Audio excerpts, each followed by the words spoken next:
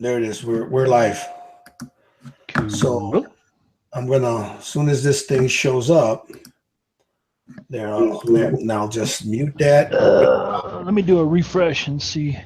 Yeah, let me close that chat. Open this one up. Move this. There it is, right there. There it is. Okay. All right. I just killed the little extra thing and pop out chat. Take chat, stick it way over here. What's going on, Gary? Well, not much, Gil. How are you, sir? Not too bad, brother. Not too bad. Good show, by the way, guys. Thank you. Thank you. Hey, thanks, Gary. How you doing, buddy?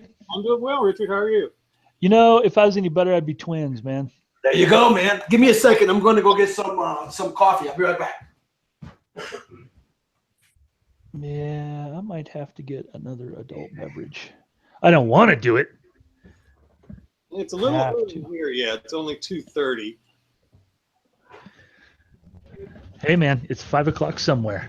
I know. It's so tempting to say that to yourself, isn't it? I know, right? Okay, Hell, it's freaking Saturday. Screw it. I'm ready. All right. That was a long week of work, man. So I was up in Canada for work last week. We were swimming with the fishes here with all the rain. Oh man, I saw that on the news. Holy guacamole! It's beautiful today. Sunny, 60, right at 60 degrees. It's gonna be 72. Yeah, it's 61 now. Yesterday we had a record high here in Colorado. Wow. Like ever, like it's the highest it had ever been. That kind of record. Oh, good Lord. Yep. For this date, anyway, right? Yeah.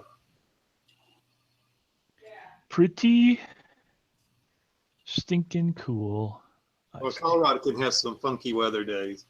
Oh Lord, yeah, it's bipolar as all get out, you know. Yeah. Colorado, bipolar.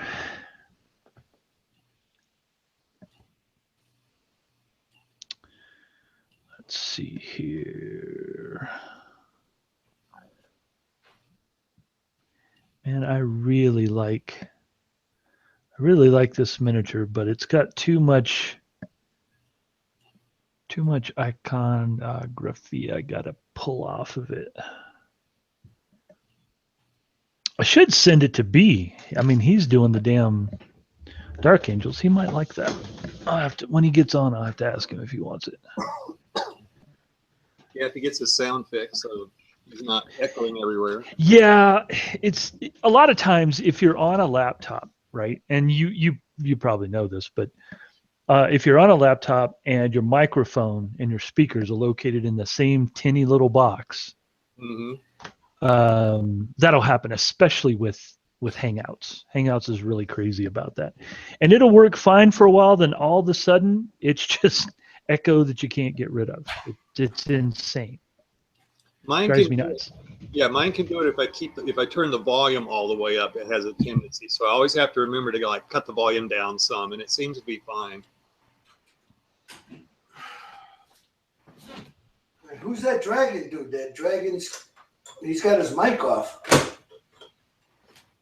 I don't know. I don't know who that is. I thought it was you for a second. I was like, whoa, have you got another identity? Dragon Speed Shop. Oh, he says he doesn't have a mic. Okay. Oh, that's all right. Okay, brothers. No, that's cool. You can use sign language. It's cool, S.A. Or type. Now, hey, Dragon, if you don't have a mic, you know you can still view it. You don't necessarily have to be in the thing to view it.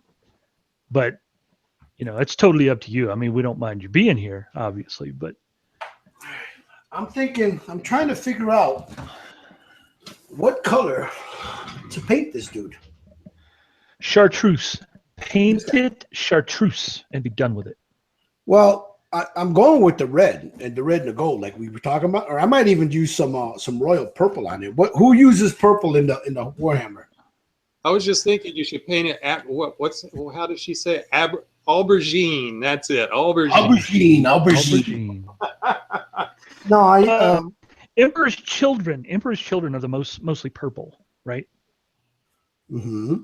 And they are bad guys, right? But the red is the one that I like. I like that red and that gold, man. Red is usually Blood Angels, but some of the older stuff, right? The older chapters were red as well. Were they now?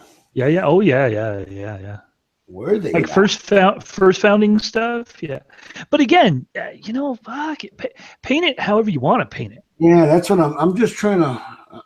You kind of did that for that Titan, right? I mean, that was you came up. Do the same thing with this guy. You know what? You must have been feeling because I'm thinking candies on this guy. Now, if you're thinking about building an army, that's a different story. And even at that point, right? I mean, even at that point, paint them how you want. If you want to paint it all purple and then run them as Blood Angels, there ain't nothing wrong with that. Yeah, he's still going to need though. So I'll go in. I think I'll go in and do like that. What's his name over at what the hell's his name? He's that Awakened Realms. He did a technique when you got stuff like this here. And it was like a copper. He used the steel and just dry brushed it over and over and over again. Just the body, just the shell. And then the rest of this, I can go in and do the different painting. Like this piece right here, this piston is going to match this. So, yeah, I'm going to get down on it. We're getting ready to do some painting, baby. So Risedom Design says I use purple with Warhammer. Well, yeah, exactly. Warhammer stuff, especially the human stuff. Any Regal paint job looks freaking awesome on that. That's really what it's designed after, right? I think what I'm going to do though is I'm going to paint him so he can match that Titan. Oh yeah. Those are the two colors I used. I used the plasma, the ghost tint plasma, and magenta for the shadows. You know what would look badass if you did an entire army of Grey Knights like that Titan. Dude, you said, you know what? I think you're hiding a microphone in here. The Grey Knights are supposed to be the best of the best of the best, right? You're hiding a microphone here because that's what my wife said to me. We were sitting talking, I said, "Oh man." We were looking at stuff. She goes, "Well, you got that other one painted blue. How come you can't paint it blue?" Right. And I'm like, because that makes too much sense. And you can use you can use that Titan with that army. Yes. Right, at that point. Right, you just use him as a detachment, and then he's totally legal, and then you just play him. Yeah, but see, I'm not attached to that Titan. Oh, you're thinking about selling it? No, I'm thinking. Well, it's got a home. It just needs to get there. Right. So, and yeah, it's got a home. It just needs. My lazy ass hasn't boxed it up to send it yet. Now, Brian. So Brian says, "Bite me, Grey Knights." Hey, man, you brought that crap on yourself. I'm just saying. You brought it. Don't talk crap. Don't poke the bear. Just saying. Ooh, is he poking the bear? No, he was jacking with me. Saying, "No, I think you're sandbagging it. Bring it. I kept telling him he didn't want it. Yep, and you put the oof on his ass. Remember? You don't want none of this, brother. Don't do it, Brian. Don't do it. You're just a young man. Everybody says that when I table them. Everybody says that. You cheated. No, I played my just because I knew my army better doesn't mean I cheated. Just saying. You could have at least told me that they teleport. Well, now wait a minute. See, that's part of the fun of the game, though, right? You couldn't have done anything about a 30-inch teleport anyway, even if you knew about it. There's nothing you could have done.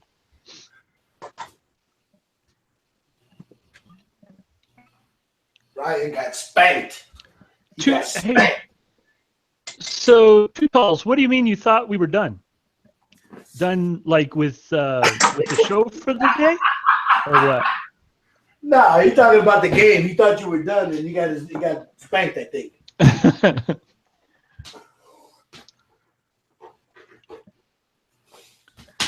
Is that what he's talking about? Joe, maybe he hasn't answered. So Joe McCaslin says, Gil, you paint it Dayglow orange with lime green and canary yellow highlights. Yeah, I can do that. Now that's interesting that he mentions that, right? So I had this years ago. It was probably, I don't know, 15 years ago. I painted this army. It was the Tau when they first came out, right? They were the hottest thing because they just invented this army, right? And I bought a pretty decent size one, put it together, and I painted it Dayglow green. You know, that super bright green that they put on like airport fire trucks. I mean the you can't pay attention to me green, right? Because it burns your retinas, right? That was that 1980s. Oh yeah, man, yeah. So I painted them that color, and then when I got done, I put a dusting of clear glow in the dark on it, right? So every time I go and play at the game shop that I played at, every time I go and play, when it got dark enough outside, they'd turn the lights out and you could see all my army on the board. It was actually pretty cool.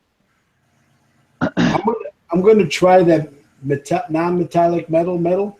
On the sword.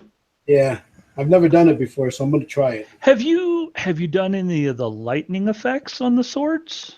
No, but I want to try that.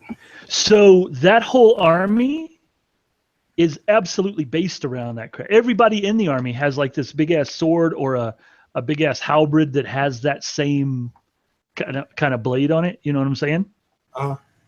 Yeah. Oh man, and they look wicked, dude.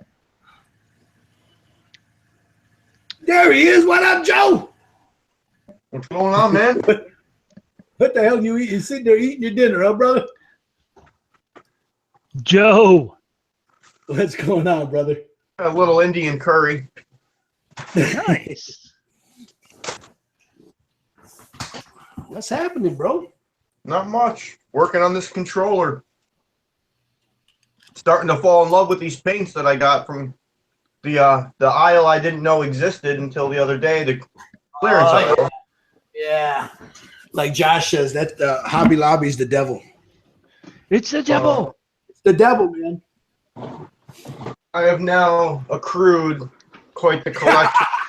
Yeah, it's the devil. Nice. You got suck it. Now I'm trying them out.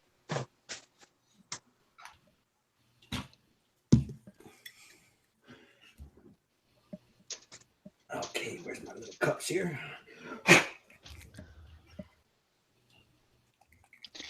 Speaking of that, I think I'm gonna go grab a little something to eat. I'll be right back.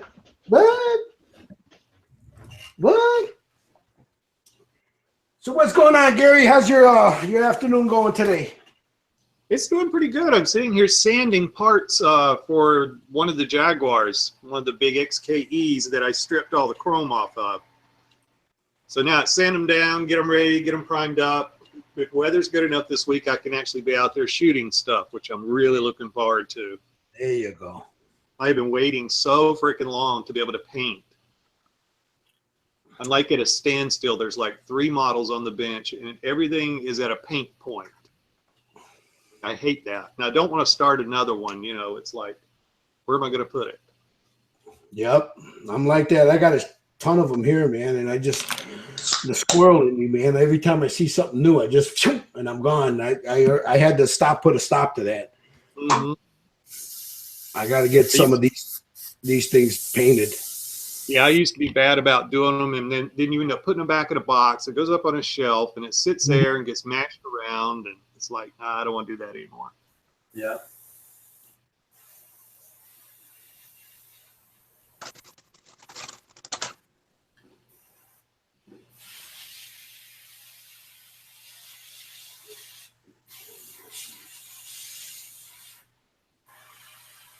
Oh man, come on, Ballet Joe.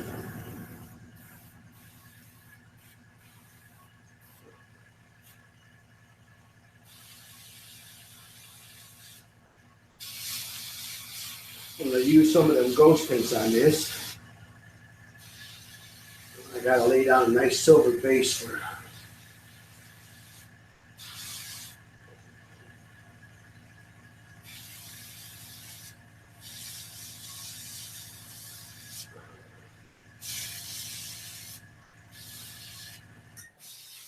So you discovered that little aisle, huh? Yeah. I never go that far back in the store. I decided just to wander around. And yeah, now that's probably the only place I will shop in there. Yeah, that's the first spot I go to when I walk in, because you never know what you find in there, you know.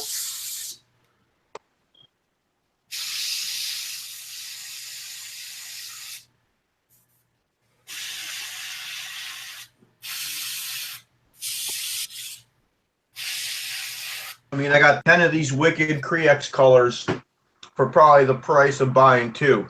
Oh yeah.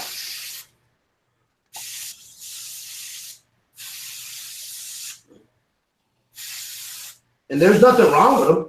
They just, you know. No, I opened them all up and checked the seals to make sure. You figure just old stock when they move new in. Yep, that's exactly what it is.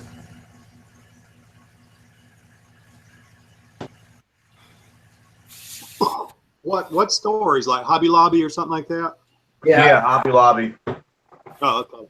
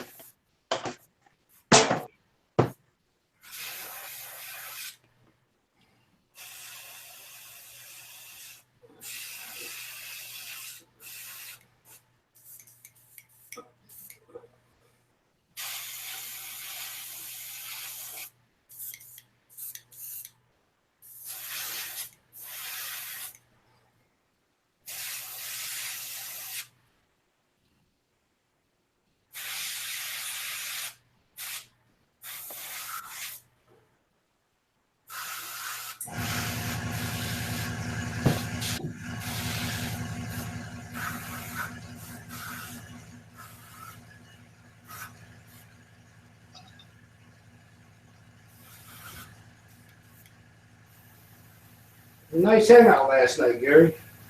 Yeah, it was. It was really, really nice. Hey, Yeah. not to make a repeat or anything, but I was kind of interested in during the show today about the comments, and I agree with just about what you, Richard, Joe, everybody was saying about well, you know, wanting to be paid to do YouTubes or whatever. You know, but I kind of, the amazing thing that I got out of it was, or that I, not out of that discussion, but how people that seem, once they get on YouTube and start making things or making videos, then it comes to them really quickly without creating a true library of stuff. Hey, people need to be paying me for this. It's like, wait, you know, people are going to pay you if they feel it's worth something. Well, that's it in a nutshell. I mean, you know, yeah. I mean, that's like if you write stories and put them out on the web free and expect people to pay for them. And it's like, well, are you writing because you love to write, or are you just doing it just to make money? yeah. And I think, like you know, therein lies the problem with a lot of, now there's a lot of guys that do what they do because they love to do it. Yeah. But, you know, like anything else, you're going to come across some people that just, you know, they want to be paid. Yeah. And you know what? Hey, if that's what you're doing it, why you're doing it, then, you know, God bless you. Yeah, yeah. Just realize that the value of your product is going to be based on how much effort you put into creating that product and whether it's of any value to anybody. Exactly. And each individual is going to make the determination whether it's of any value to them or not. Yeah. Now, it also comes down to you're going to get haters. That's just going to happen. Oh, yeah, yeah. That's like anything, man. Those fuckers, they come out of the woodwork, Yeah, absolutely. There's nothing you can do about that. But yeah. But if you come in with a bad attitude to begin with, you kind of like deserve what you got coming to you, So Yeah. Let's see. Oh, yeah. Josh says, preach, Gary. He says, I'm sorry. Go ahead, Gary. I'm sorry. I was just gonna say, you're right. Yeah, there's haters of all kinds out there. We had, let's see, not this past week, but week before, one of our residents here landed his airplane on the runway out here, wheels up. Uh-huh. And it's not a cheap airplane. It's a very nice 2-engine Beechcraft Baron. It's an older one, and he's he's a retired airline captain and all that stuff. And I was there and, got out on the runway right after his airplane slid to a halt. No fire or anything like that. He wasn't injured. He hopped out of the airplane. I asked him what happened. He said, I couldn't get the gear to come down. And so there's been it's been brought up in a couple of other forum sites about aviation that I visit regularly. I didn't bring it up, but other people did. And you wouldn't believe the amount of BS that's come out of all of that, because it's, he wasn't maintaining his airplane, yada, yada, yada, and this and that. It's like, how do you know? You don't even know the guy. Yeah. Were you there? Do you know what happened? Oh yeah, I know.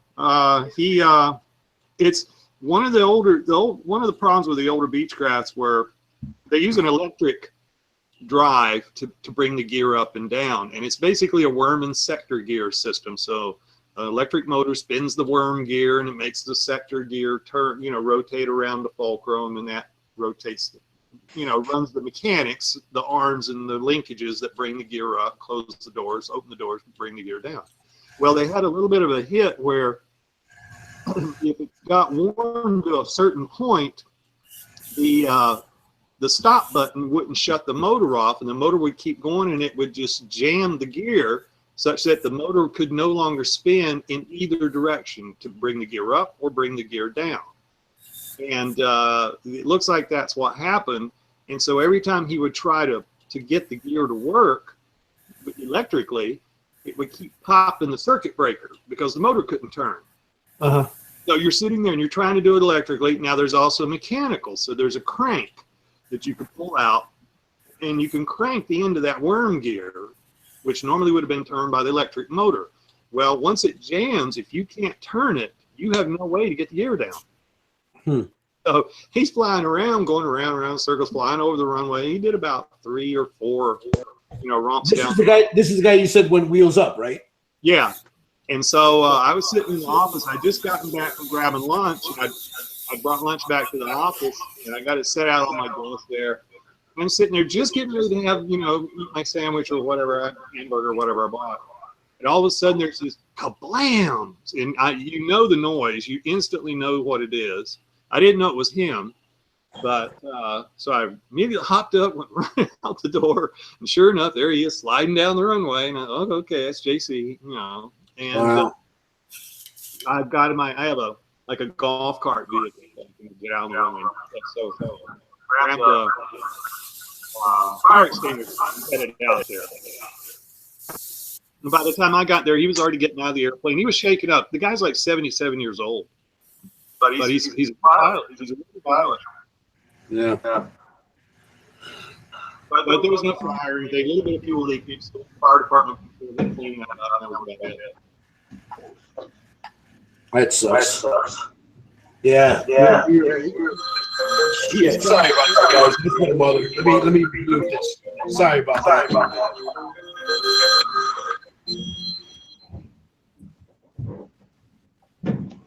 What's up, everybody? Same old. How about you? Same We're old getting thing, the man. Working and painting.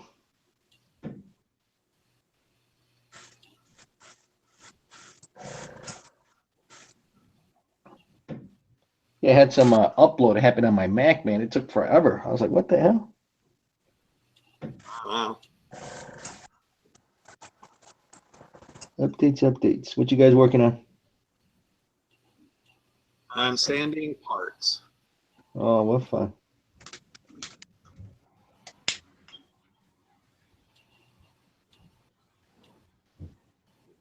That's a cool purple. I like that. Joe's painting something there. I'm not sure. There you go. Let's see.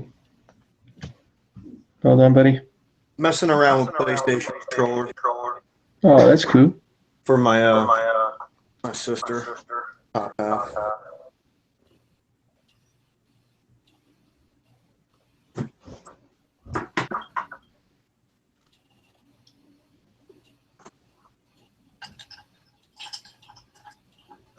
What'd you guys think of the show? Good.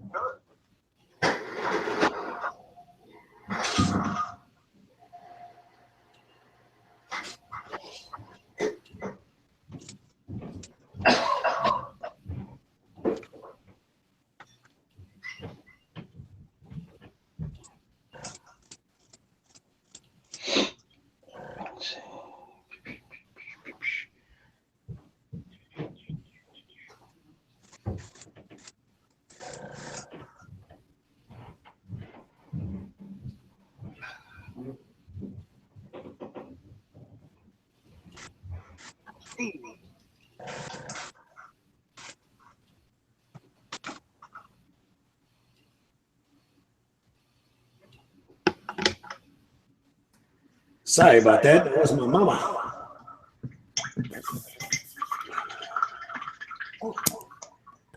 Okay.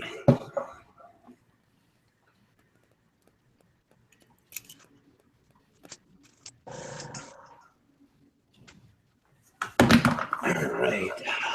America's Model Headquarters. What's up, America?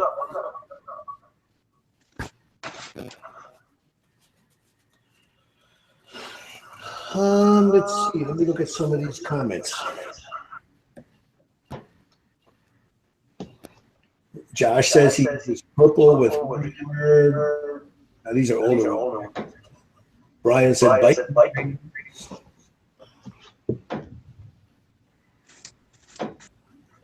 Too tall says Jay.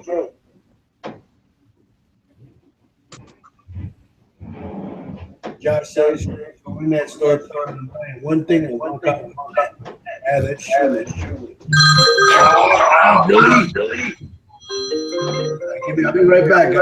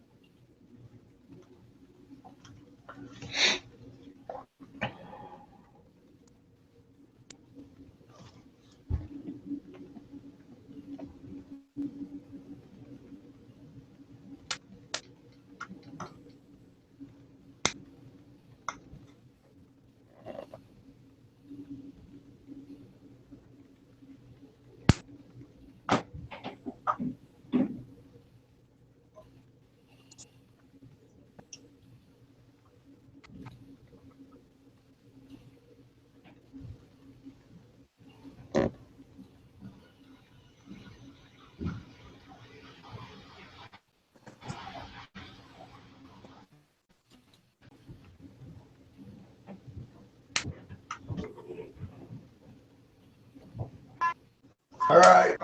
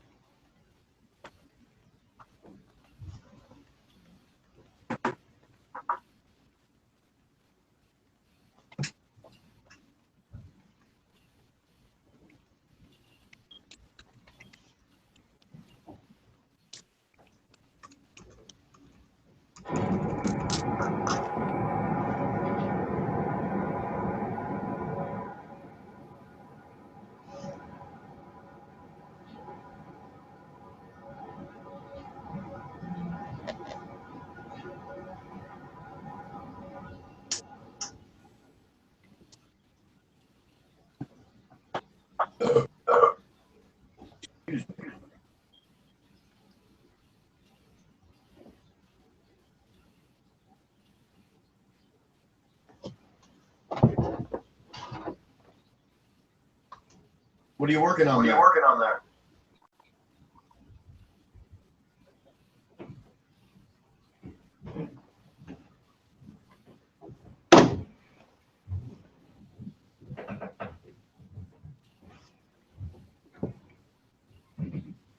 Who you asking? The basement. Oh, I'm trying to get these guys painted up, man. Nice. That looks good. Real good. Tell you what, watch you guys do all that. You figure. Somebody's got a good. Yeah, you know what? It's like I said, I mean, I got into the game years ago, man, and you know, but before I got into the game, I was already into scale models, you know. So it kind of like fit right in for me, you know what I mean? Because I already had all the tools and all the stuff, so. And it was a good change of pace, you know, from building like World War II airplanes into this.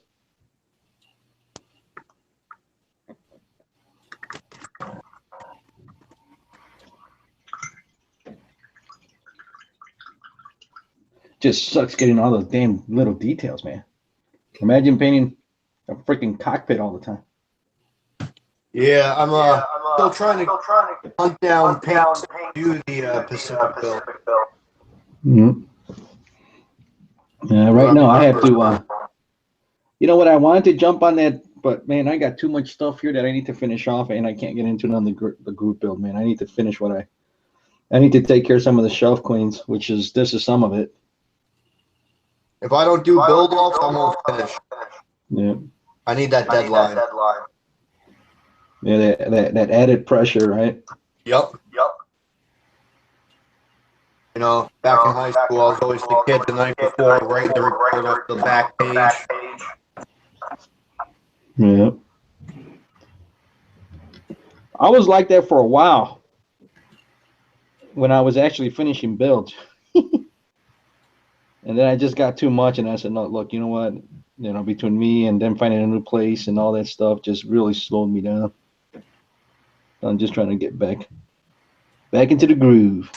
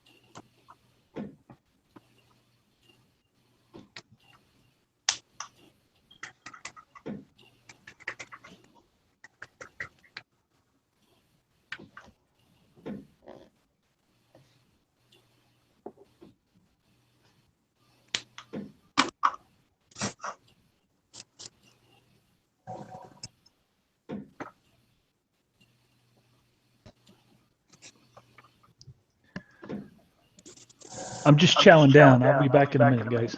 No problem, buddy. That's a good.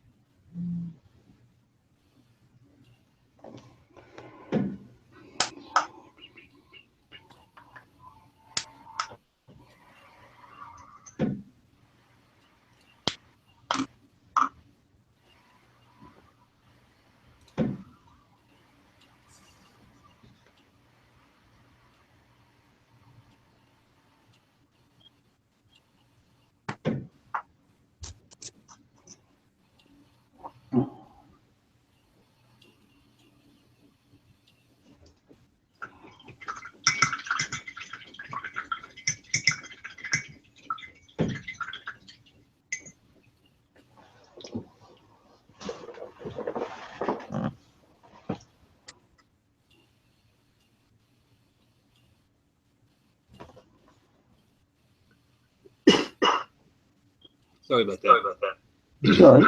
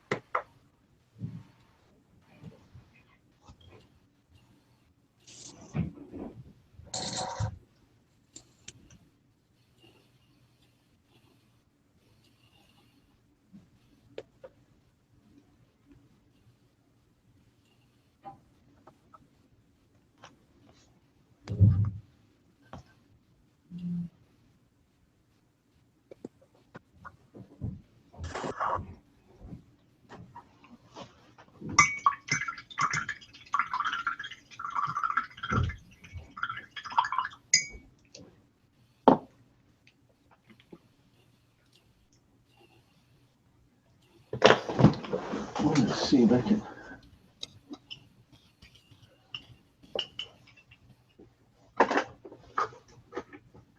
Move my camera a little bit.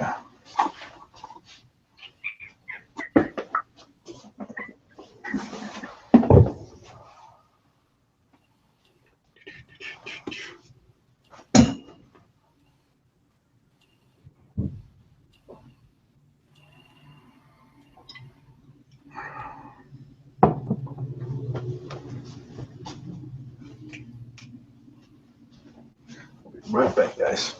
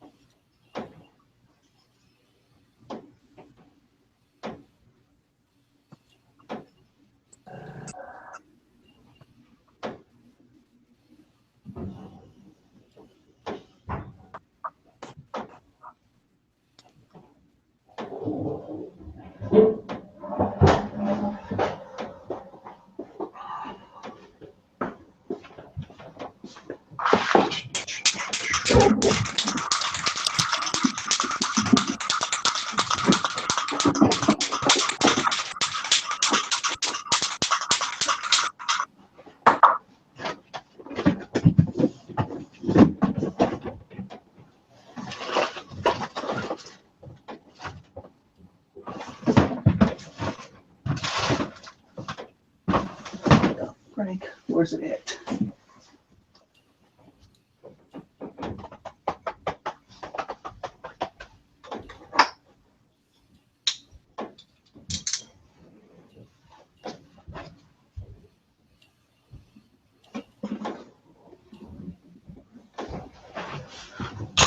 Set this up a little different.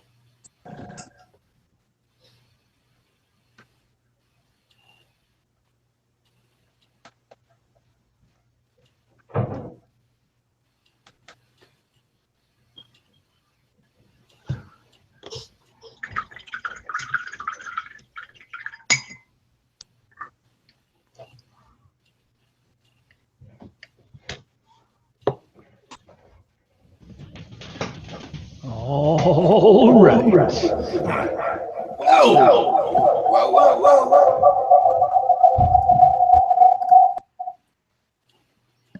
Hold on. I don't know if did you guys have that echo before I came in? No. Well, no, I don't think so. I don't think so. I don't know. Because I was talking to my mom, so I had everything muted. B, I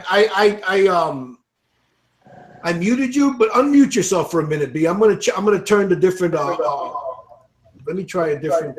Yeah, because it was fine, Gil. That's what I'm asking, because I didn't hear it, and then all of a sudden when I came in, it went. Wah, wah, wah, wah, wah. All right, how about now? No, I still hear it. Yeah, it's there. Hold on. All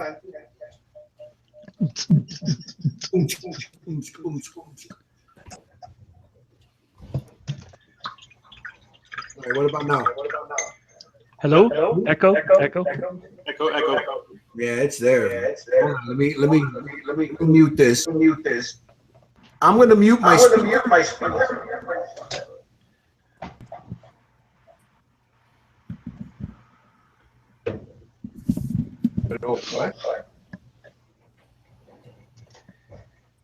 Hello?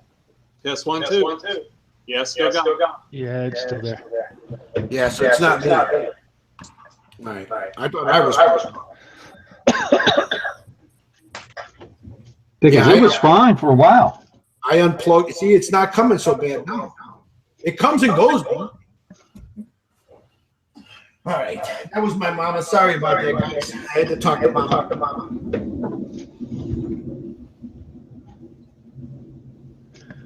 How's your mama, Liam? You're doing pretty good. We're getting ready to move. She's packing stuff. You know, she was crying. The dog passed away. Oh. Both of them. So sorry about that, B. So I told her, I said, don't worry about it. When she gets here, I'll buy her a new dog, you know? So I couldn't get her off the phone because I kept getting the thank you, I love you. I said, Mom, that's what your kids are supposed to do, you know? That's damn Skippy. That's right. So I says, I'll take care of it. When you get here, I'll get you a new dog. You know? Yep. My mom and dad are big animal lovers, you know? I mean, huge animal lovers, and you know, they don't have their dog, and my dad is lost without his dog because he used to go to walks with them all the time, so he was literally lost without his dog, you know? Yeah. So I just told him, my mom called to see how I was doing and let me know how things are going there, them getting everything ready to move. And I told her not to worry about it because, you know, she says, well, wait till I get there to get you the dog. I said, well, I was going to wait till you got here anyway, you know? There's no sense in me buying a dog and then you having it over there only to have to, you know, worry about bringing it back here, you know? Right. Yep. So, anyway. So that's what it is, What it is, and it is what it was, how it should be. Like super Catholic. You know, she's like a wait, hold on. Does she wear a cape? That's all I want to know, because that would be cool. All moms wear a cape, brother. Okay, all right. I'm just checking. But yeah, she's super Catholic. Super Catholic. So she's got anybody that's grown up in a Catholic house, they know the house is full of damn statues of saints.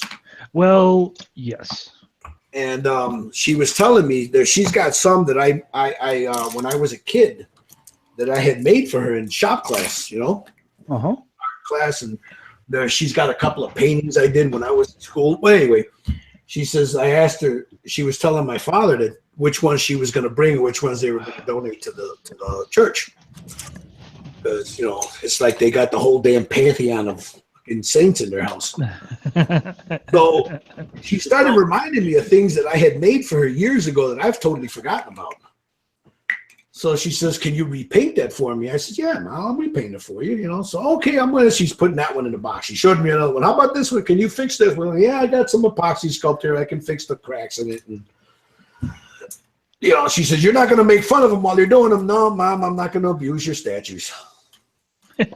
Tell her as long as she doesn't put a path of the 12 stations through your house, you'll be happy. God, my mother, I love my mother to death, but anybody growing up in a Catholic home knows exactly what I'm talking about. Oh yeah, I did. I know exactly what you're talking about.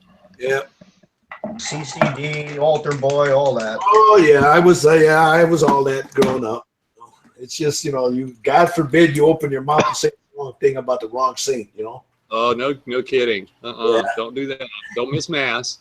Oh, there'll be some ass kicking then, Well, until you're big enough to run away. Oh yeah. This is true. But they're all happy because they're moving back, so they've gotten a couple offers on the house, but So wait, this is yeah, my family, my mom that's in Texas. okay. Okay. So, didn't Pop say he wasn't gonna move?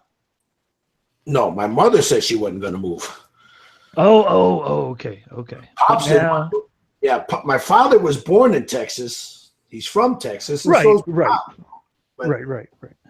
he didn't want to go back to begin with, but my mother kind of talked to me. You got grands and all kinds of there's all kinds of reason to.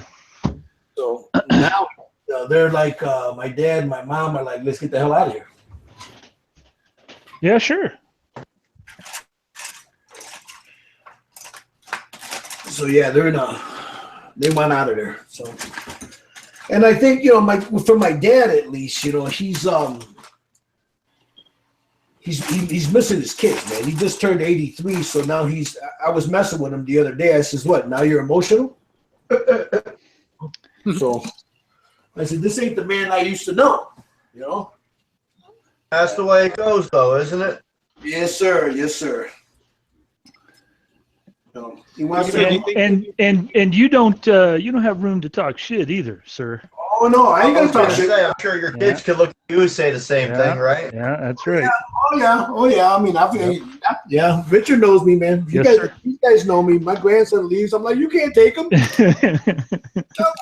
That's mine. He's mine. I tell my daughter that all the time. I love watching your guys' interaction. It's great.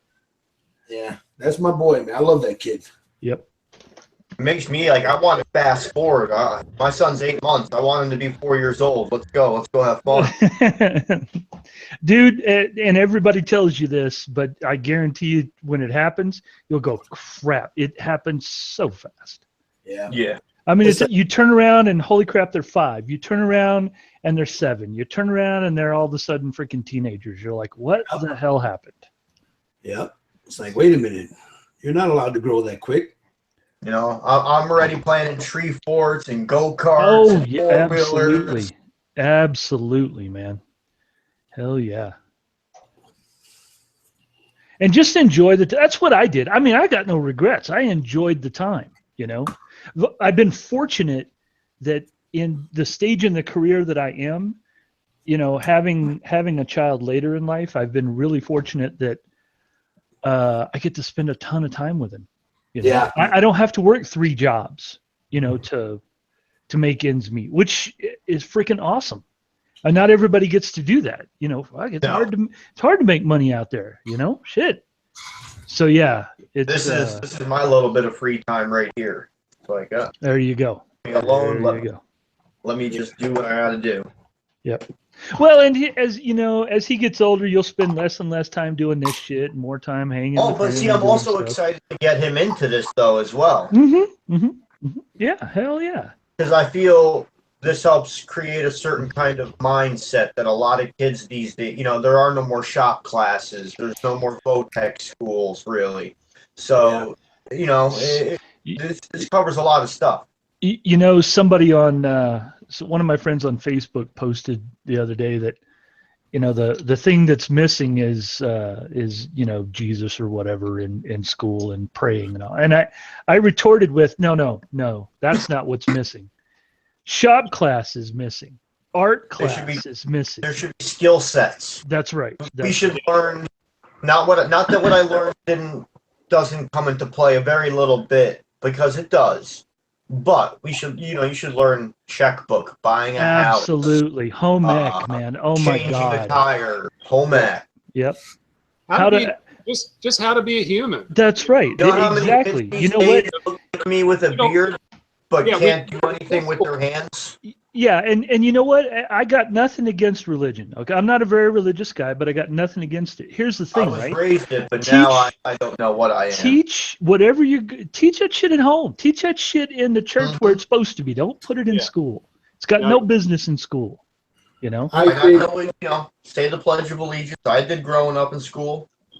And there's nothing wrong with that because we live in the United States, but let it be at that, you know, just let it end at that and you're done. And then teach them a skill like balancing a checkbook, like you said. Come on. How many kids today can't do that? I'm 31 and I still don't, I mean, I'm good at simple math, so it's not hard, but you know, it's a learn and live type of situation. Well, the biggest thing it teaches you is that you can't spend money that you do not have. Yeah. Well, that's the number one thing. But that's what being 18 is for. Looking back now at 31, that's what 18 is for. Ruining your credit for the rest of your life.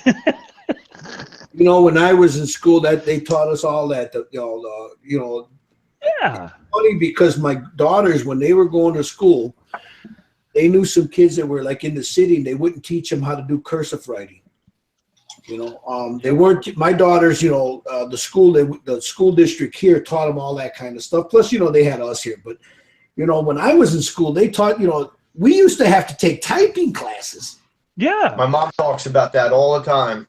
You know, men, women, it didn't. And my favorite thing to watch now is if a register goes down and that poor kid has a meltdown because they don't understand That's right. How to count change up. Isn't it amazing? They can't count back change. The simplest thing in the world to do, and you can't count back change. They sit there and they look at you like, what am I supposed to do? And that's something. Or when like it comes to like 1095, so you pay with 2005.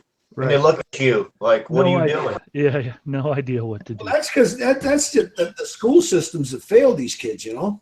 Yep. Yes. And then Common Core. I hope that shit's not around by the time my kid hits school. Oh God, dude. That's some ridiculous shit right there. That is the worst thing. For the life of me, I mean, the boy would come home and he's got, with Common Core, he's got this new way that they're trying to teach you how to divide, right? It's not faster. It's not better. I'm all about it if it's faster and better, right? If the kids can learn it and grasp it, that's great. But when they come home and they have no idea what the hell they're doing, it's not better. It's not faster. And the fact that most teachers are against it as well tells you something. Exactly, because it's ruining the kids. It's just, here's the thing, right? And it goes right back to this damn near every time. It's about selling books, and it's about making somebody else money at the expense of our children. Yeah. Yeah. Great. That's exactly what it is. Makes no sense to me. My fiance, she's in medical school, and they make you buy this clicker thing for $30. You don't do pen and paper, pencil and paper anymore. It's you bring in on this thing, and the quizzes are a projector, and you press A, B, C, D. Well, it's like a month and a half in, and the things don't work, and they make them just do it on pen and paper. Well, why? Like, what? Yep. Well, I don't want to bring up a real sensitive one here, but let me ask you this: what do you think about schools being forced to teach in native language rather than the language speaker learning to speak English? Okay, see now. Well, here's my being. I mean, I speak a few different languages, so I go both ways on that. Yeah, I will tell you this, and this is from somebody that's not only bilingual. I also speak Native American, 3 different dialects of it. I think that learning another language, if you're living in this country, you should learn the language. Number one. I learned Spanish, but I learned more Spanish in 12 years working in restaurants than I ever did in the 4 years of high school. It's not formal, but if I woke up naked in Mexico tomorrow, you know, I'd be all right. Yeah, but here's the thing, and this is what this country is a baby considered if you want to talk about other countries and their history. Yeah. Definitely. The southern part of Mexico from the United States, that was all Mexico at one time. So California, all that. Well, yeah, I mean, you had people back in the day, a lot of your cowboys spoke Spanish. Initially, they didn't come over the border. The border moved past them is what happened. But the point I'm making is this here, whether it's French, German, whatever. I think French is useless. I think they should get rid of that. Mandarin and Spanish. But I think that you should be required to learn at least one language other than your native language. The native language of this country, of course, is English. Yeah. Right. So that is the language of our country. But I think, not to learn another language is you're doing a disservice to the youngsters because they're not learning. And you can look this up. It's been proven that people that learn another language are usually a lot smarter because it helps the brain. But you can take that even a step deeper and put it into, government like stupid people. They're in control of the school system. If they can keep you stupid, therein lies the rub. That's right. It's all about control. I mean, they got me and you going at each other because of the color of somebody's skin or the language you speak. We're not watching them rip you off, That's right. That's right. Don't pay attention to the man behind the curtain. That's right. Yeah, Gil, I agree with what you said, Gil. You should be able to speak the native language. That's my point. Not be given, or not having such a status that you're not required to at least make the effort to learn. No, I think you should be required to. Learning a second language. School system as one-on-ones with special needs and ELA and things that where kids come from India and they're learning English. And some kids, they want to, and that's great. It helps them.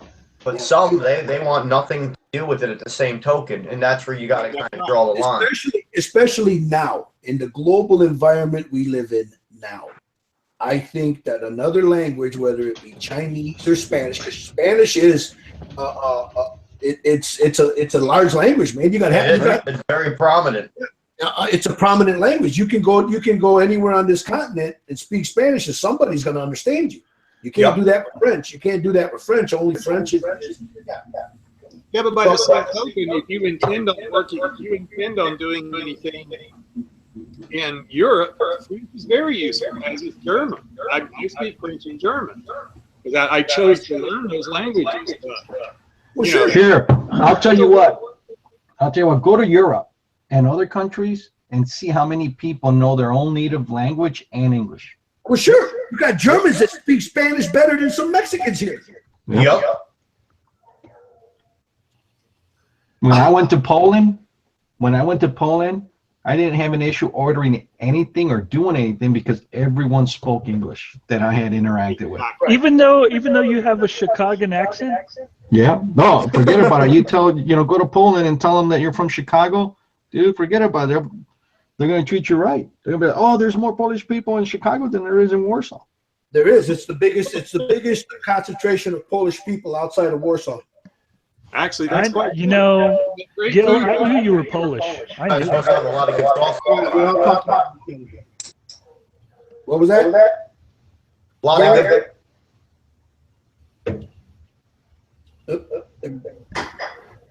All right. Who was talking about? I knew Gil was Polish. I knew it. Yeah.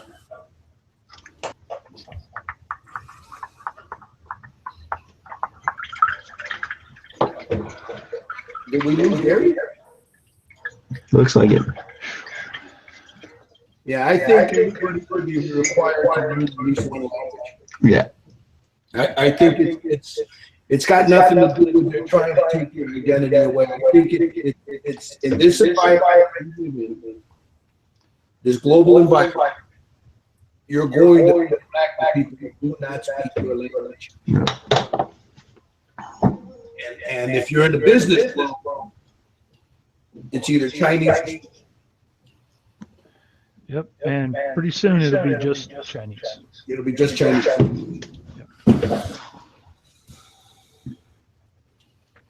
Which I'm okay with. I can deal with that. I know Chinese. Big Fu Young. Where I'm done speaking English, so I'm not. What's that, Gary? I said it won't happen until I'm done. We got it. Yeah, that echoes. Sorry, let me put you. All right, what was that, Gary? I couldn't hear you. I was just gonna say that's okay. It won't happen. The Chinese thing won't happen until I'm done speaking English, so I'm okay. There you go. I think most of us will probably be done speaking English, Spanish, whatever it is we prefer when Chinese becomes the world language. Well, see, I'm going to tell you something. When I was in school, we were being taught a language. It didn't, you could make up your mind which one you wanted, but you were going to learn a language or you weren't graduating. End of story. And you could either learn French. They had a class in Polish because being from Chicago, Polish, helps you out. Because there's a large Polish population in Chicago, or Spanish. Yeah, we had French, Spanish, and German. Yeah. Well, there was the other one. Yeah. But they stopped doing that because they made it political. Once it became a political football, then it became, well, we ain't teaching nobody Spanish. Why do I have that? Blah, blah, blah. They got to stop looking at it as a politic thing and look at it as an education thing, Yeah. But yeah, no, I agree with what you just said, though. I agree with you. If you live in this country, you should speak the damn native language. That's right. That's right. And this is, I get flack from some people I know. Well, damn, you're Native American. Yeah, and I speak my language.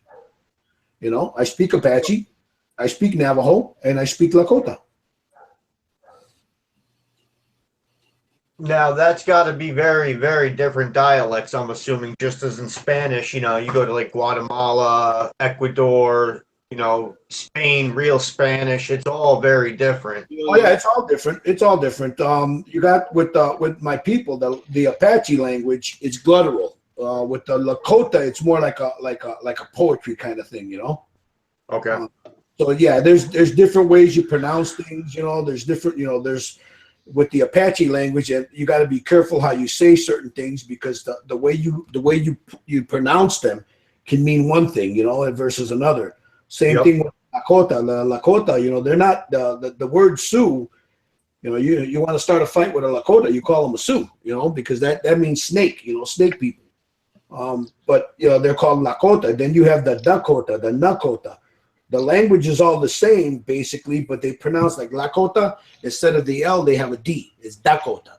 Same with the Nakota, it's Nakota, So, yeah, it's like you said, Spanish, but in different dialect. It changes in whatever region, but it's basically the same language. Yeah. Because I've noticed that the same word meaning very different things across, with working with an Ecuadorian, working with a Colombian, working with a Peruvian, I'm a sponge. I love to soak it all up. Yeah, and you guys up there on the East Coast, you got the Dominicans, the Puerto Ricans, and all that. Oh, yeah. And then you throw in that I'm in New York, and then that opens a whole different ball game of stuff.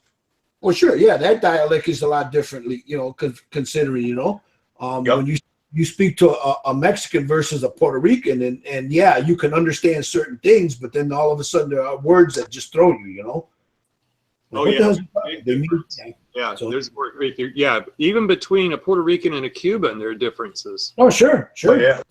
It's still a Spanish of sort, but yeah, it's a dialect more or less. And it's amazing the pecking order they have with each other, like of who thinks who's above and beneath each other. It's amazing.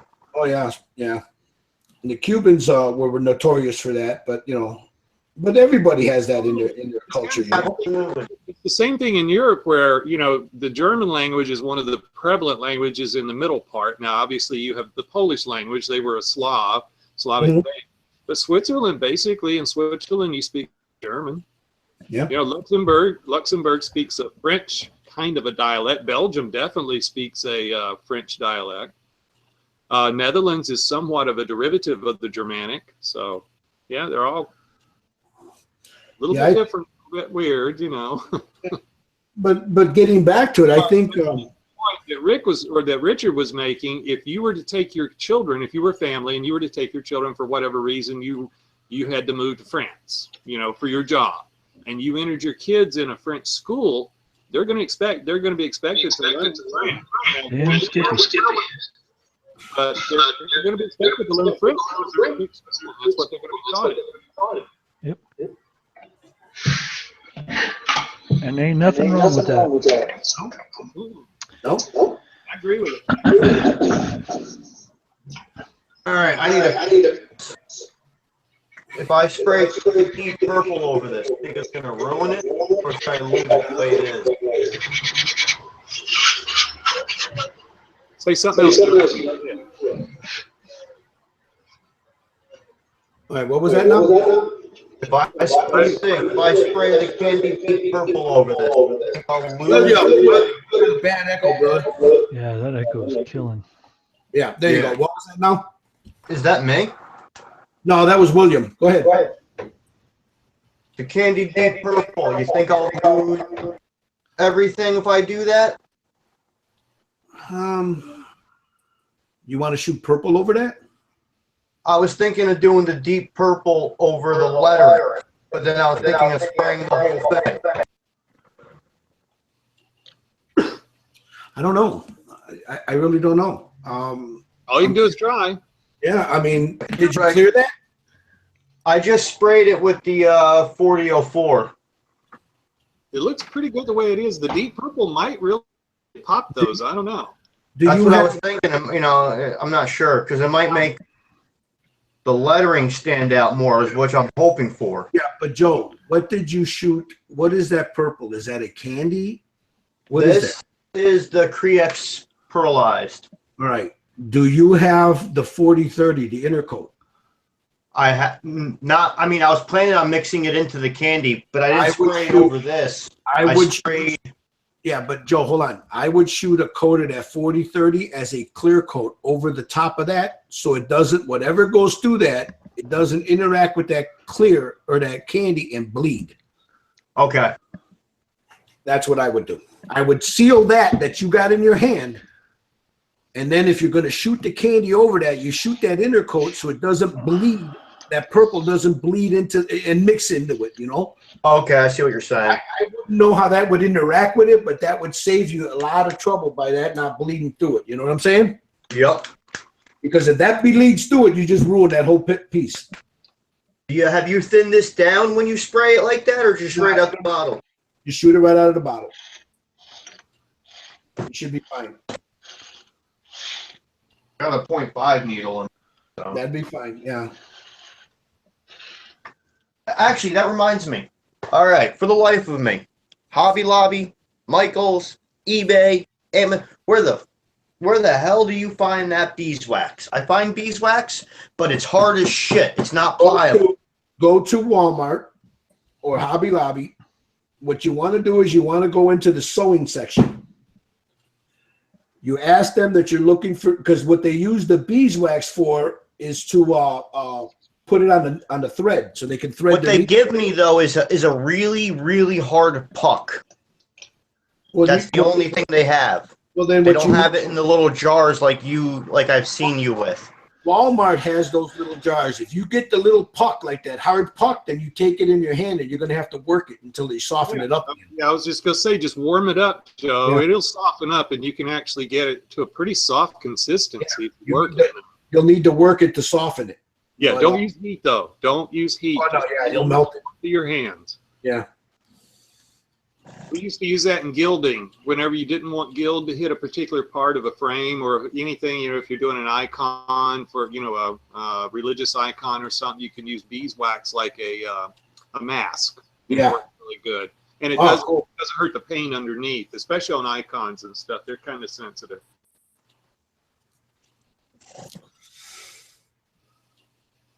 And it does a real good job keeping the gilding off, so you didn't waste gild gold and all that. Yeah, that's awesome, yeah.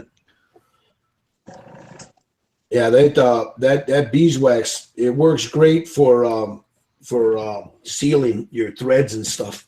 I got lucky and found some real super thin plumber's tape at my job the other day, so that came home. Oh yeah, I can imagine that would be very useful. Yeah, the thin stuff. Yeah.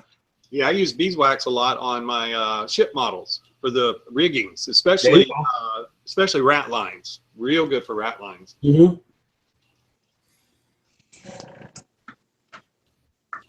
Yeah, that little container I have, I got another one that's brand new, and I've never opened it. And God, I don't know how long I've had it. I stole that one from my wife though, out of her sewing kit. But the one that I have that you guys have seen me talk about and use, oh Jesus, I don't know how long I've had that. But I have seen them at Joe. I have seen it at Walmart. It's got to be a regional thing because again, they only have that hard puck. Look on here. I'll when I get a And chance. then I thought I got lucky, and I found some beeswax based like tattoo cream, but it's like too olive oily. Yeah, you don't want that with the olive oil. You want no, definitely not. Yeah, you want it straight beeswax. Yeah, and don't go for paraffin. Whatever you do, don't. Yeah. No, exactly. You don't want And paraffin. then I can only find the big ass hard blocks, like a block of gold.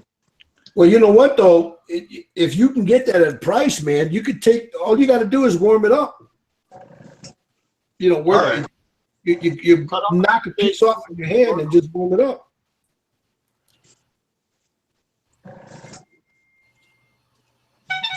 You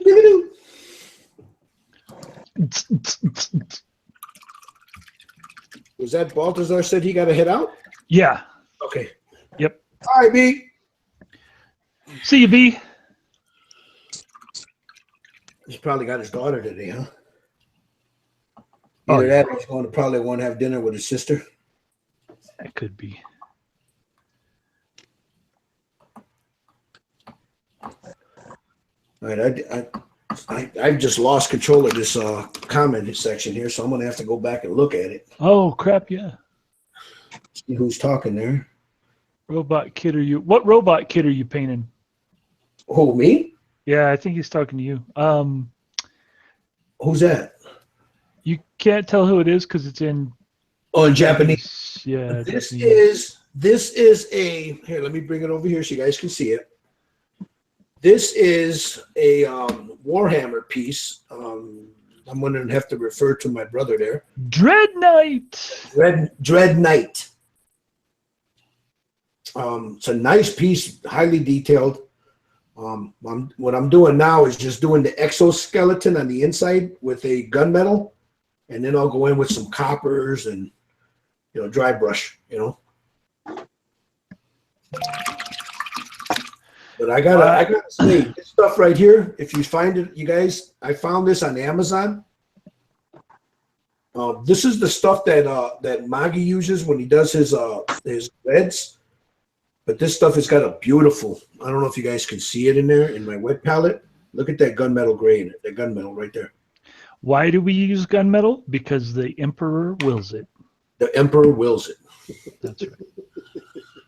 So, Gil, I got to thank you for that posh that I found for $20. Oh, dude, yeah, you stole that thing for $20, man. Did you got the hoses and everything, right? All kinds of stuff. Brand new, never used. Damn. Where'd you find it? On eBay. Oh wow. Gil steered me in the right direction on a few things, and I started scanning around and came across it. Yeah, a Posh is you know what? That Posh H is an underrated airbrush, man, but damn good airbrush. Underrated though.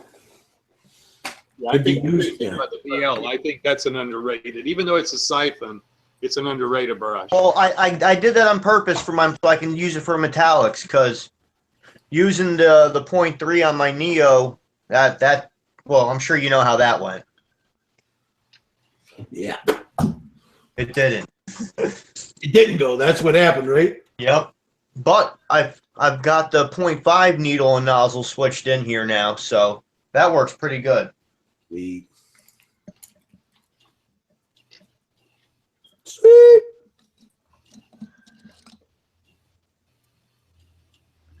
Japanese school, teach English, but most Japanese people can't speak English. There you go. Yeah, that's funny because at one time they used to push that with the English when they were buying up all the stuff here in the U.S. The Japanese folks? Yeah, yeah. Remember back in the 80s? Yep. I remember in school, man, people in school, I had already left school, but you got those people in there, oh, you got to learn how to speak Japanese.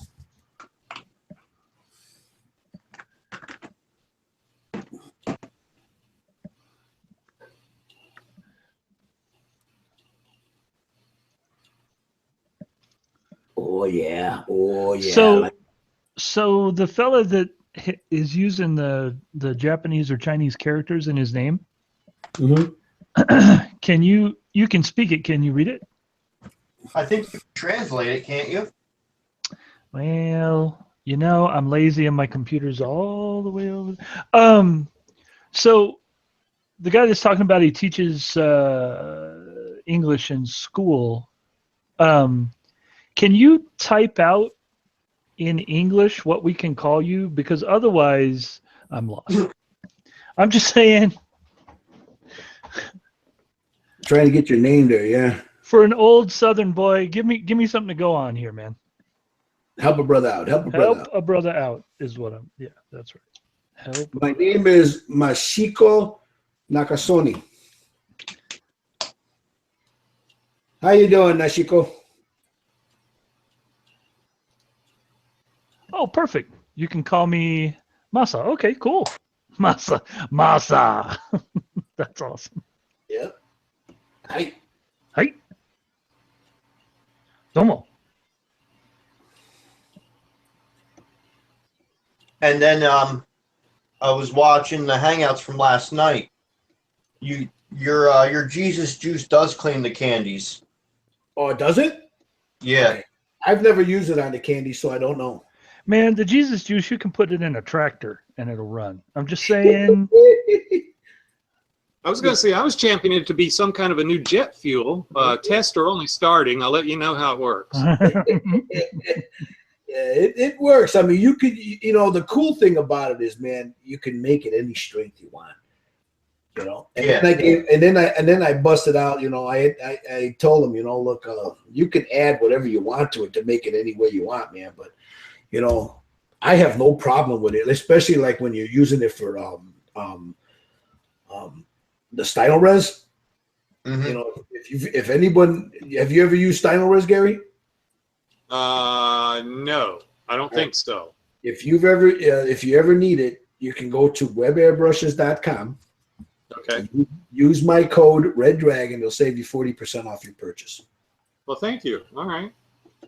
Any Badger product on that site, you can save some money. But anyway, here it's 8:56. I'm gonna start modeling. All right, Masa, right on. So counting your armies there or what? Who, me? Richard? Yeah. No, I was replying to Masa. He said he's doing well. It's 8:56 a.m. where he is because he's on the other side of the planet. Yes. And he's gonna start modeling. There you go. Sweet. You got start for the day or start for the first time ever? Masa, do you have a webcam?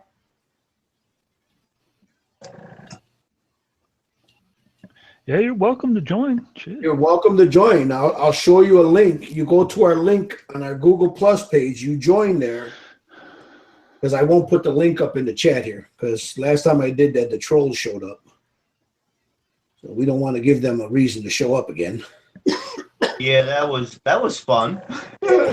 Yeah, that's right. You were in the room when that happened, weren't you? Yep. Yeah. That was my fault, technically, because I needed you to put it on there. Yeah.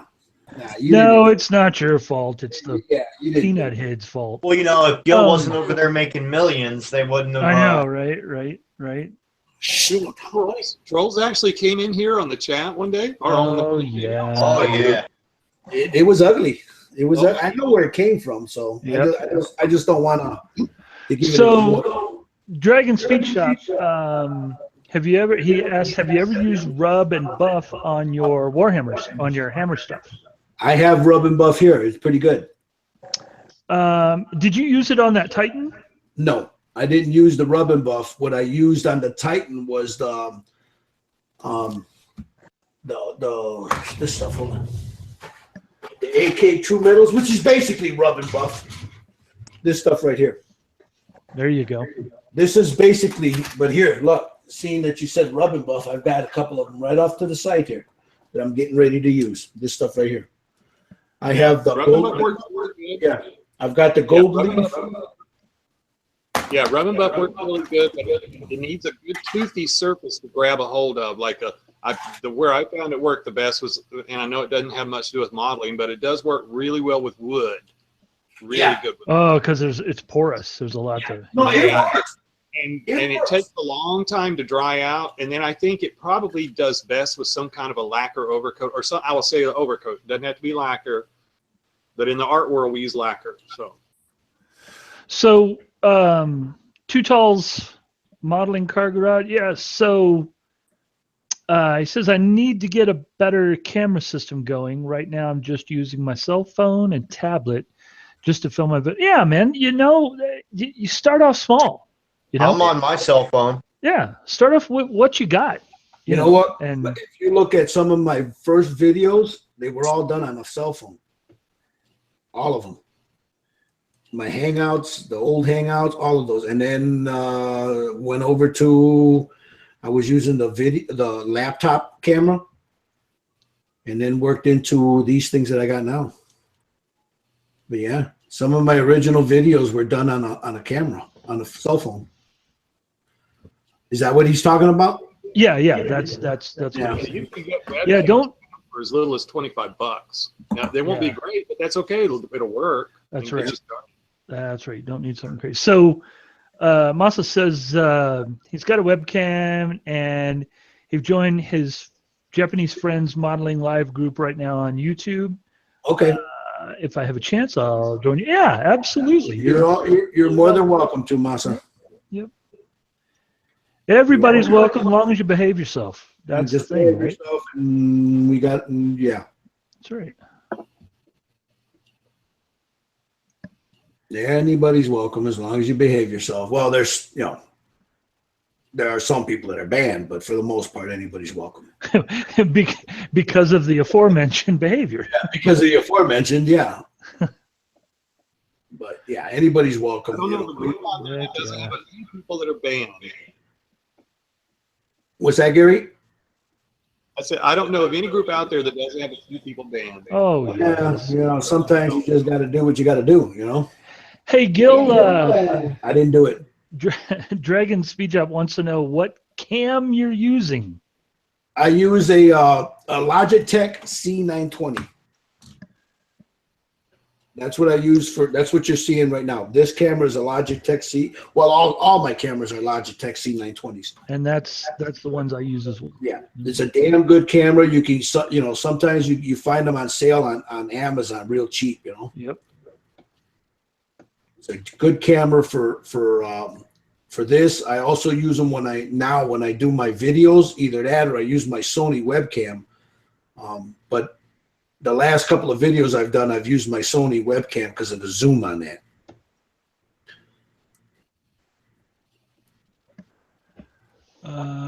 Okay, so Too Tall says, I used to do single takes at first, but then I started using Movie Maker. Yeah.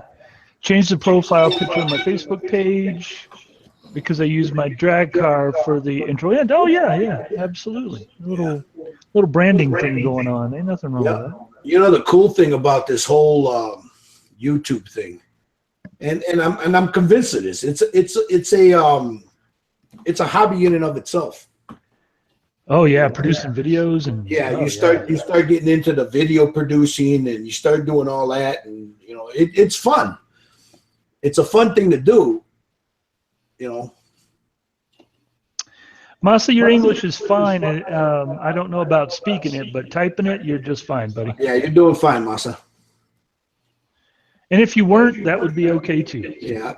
Don't worry, my English ain't that good either. No kidding. Mine neither. I speak American pretty well. English, I'm not sure about.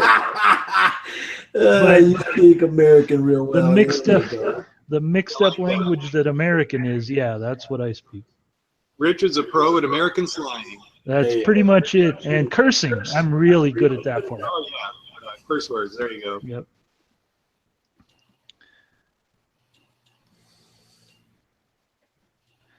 I'm trying not to curse today because I don't want Gil to yell at me. I won't yell at you, though.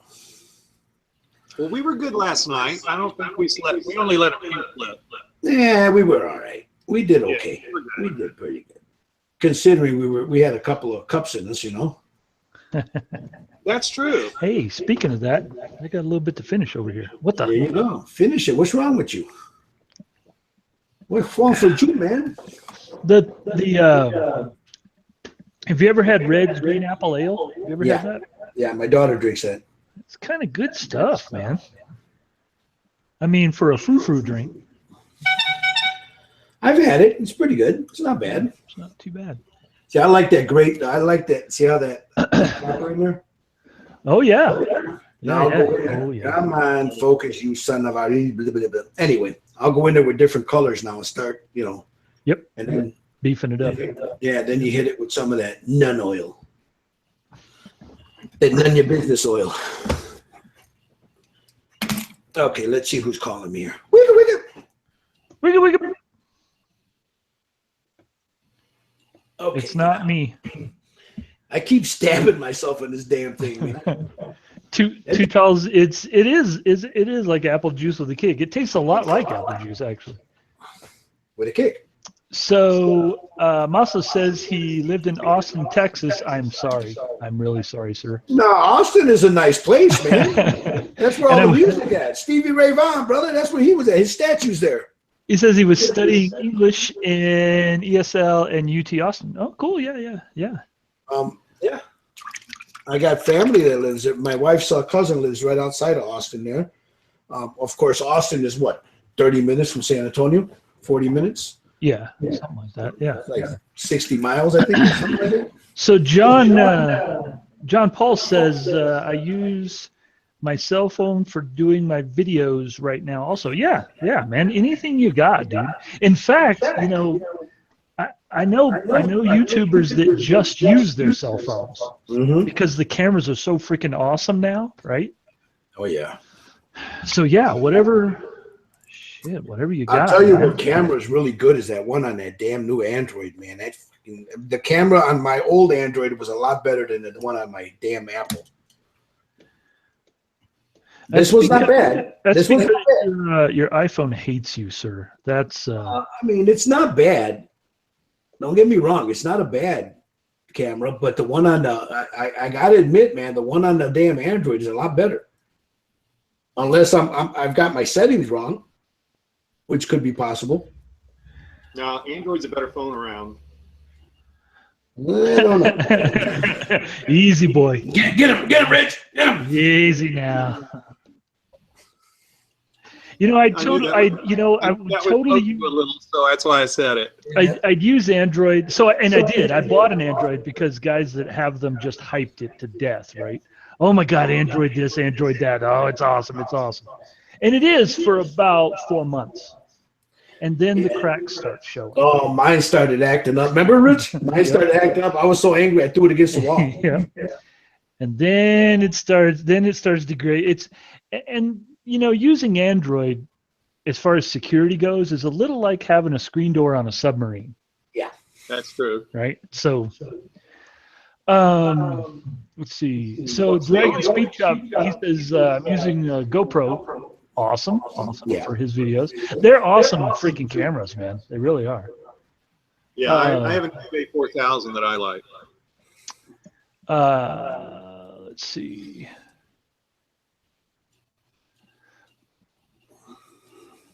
Sasha says, I have a lot of friends in local scale model club in Austin. I send my work for show every year. Oh, that's kind of cool.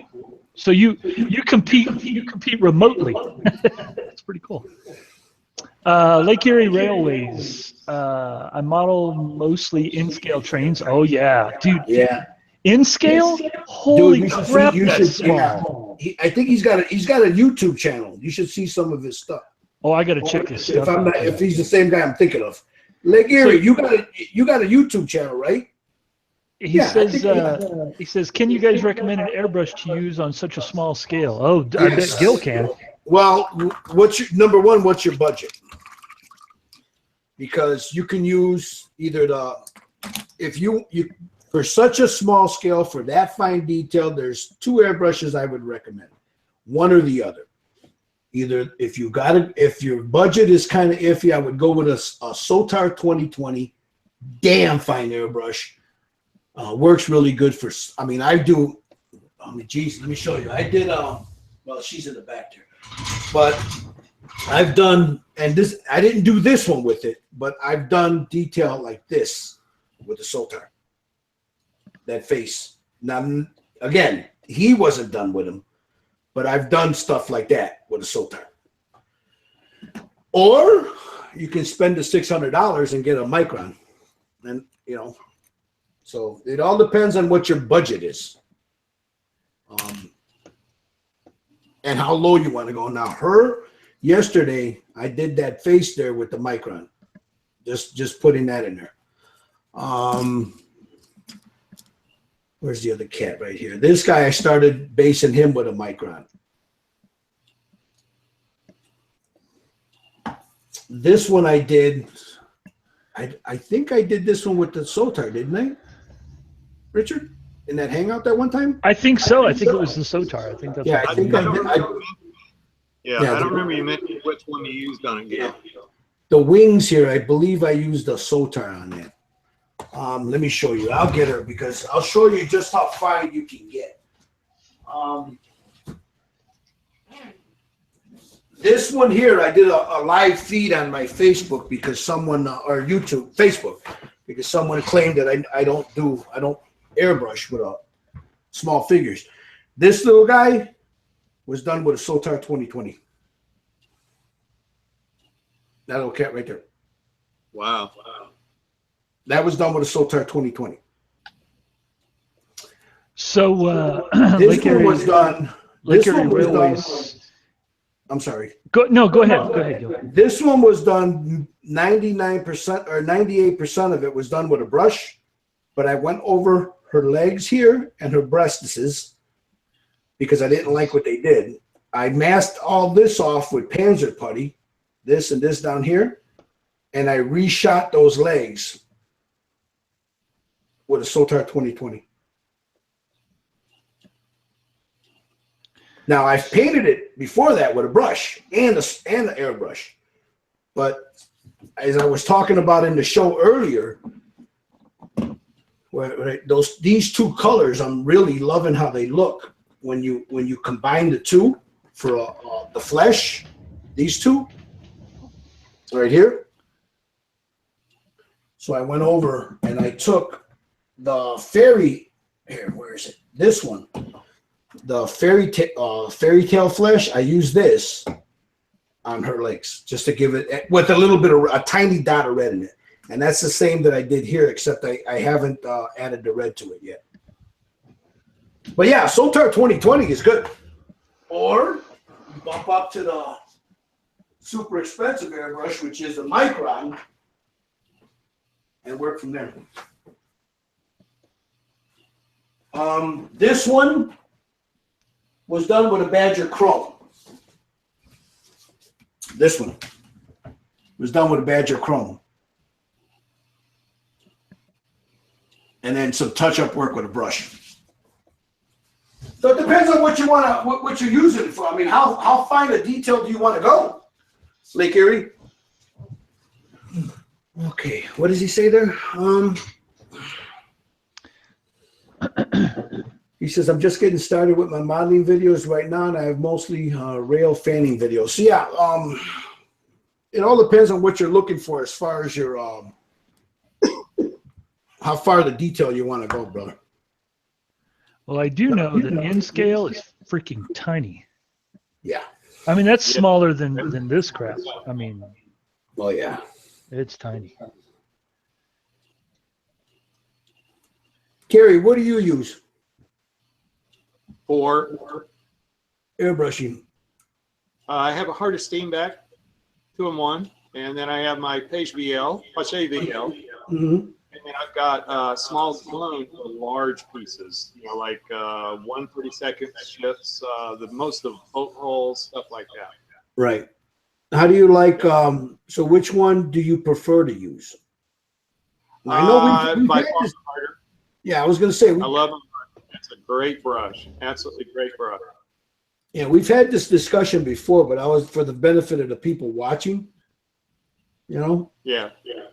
Now, Yeah, how you know, again, and you made a very good point. It's not all about it's about money. Yes, absolutely. You know, you want to. There's no reason to go spend $600 or $500 on your first brush. You don't need Right. it. You need to build up the skill set that allows you to manipulate the tool to its best advantage and learn which tool works best for what. Right. I would never approach a 1/350 scale sheet model, the Heart of Steenbeck, and expect to paint the damn thing. It's never going to work. Mm-hmm. Now, details of that, like blockhouses on the deck or hatch coverings or even figures, if you're going to do figures or, you know, crow's nests, things like that, yes. If I'm going to do mask painting, you know, where I'm doing the masks, bars, and all that kind of thing, then I'm going to go to the VL because it has great coverage, a little bit better. I have a little bit better selection of needle sizes in it than I do in the harder because the harder is a much finer needle set. Right. VL allows. And if I'm doing a big haul, then I'm going to pull out my small gun. And I'm going to gun shoot it because it covers so well in a short amount of time using the least amount of paint without you having to go stroke after stroke after stroke after stroke. Right. Right. On the cars, it's a little bit different. I tend to do mostly all Heart of Steenbeck on those because I'm looking for a very, very fine surface. That's the big thing I'm looking for. That's why I'm big on my undercoatings and sand the hell out of it. I'll go all the way up to 2,000 grit sand on my primer coats to make real sure I've got a glass smooth surface to work with, but yet it's got tooth there for the color coat. And I don't care about gloss on color coat because I always clear coat. Gotcha. Yeah, I'm a big proponent when people ask me, and the first thing I always ask them is, "What's your budget?" Because you know you got that's the little one that a lot of people don't like. They tap dance around it, you know, and it's a big part of how you. And frankly, I choke on an airbrush. It chokes me up to spend near that, man. I've never really. I don't think I've ever spent $300 on an airbrush. Yeah. Harder is definitely the most expensive, and I paid $260, $250, somewhere right in there for it. I don't think that's your budget, you know, and I'm not going to overspend if I don't have to. I think for the hobby. Yeah. True. I think for the hobby, I think a lot of money is spent on tools that you really don't need. I think like with here, I'll give you an example. That Micron, beautiful airbrush. It's exceptional at what it does.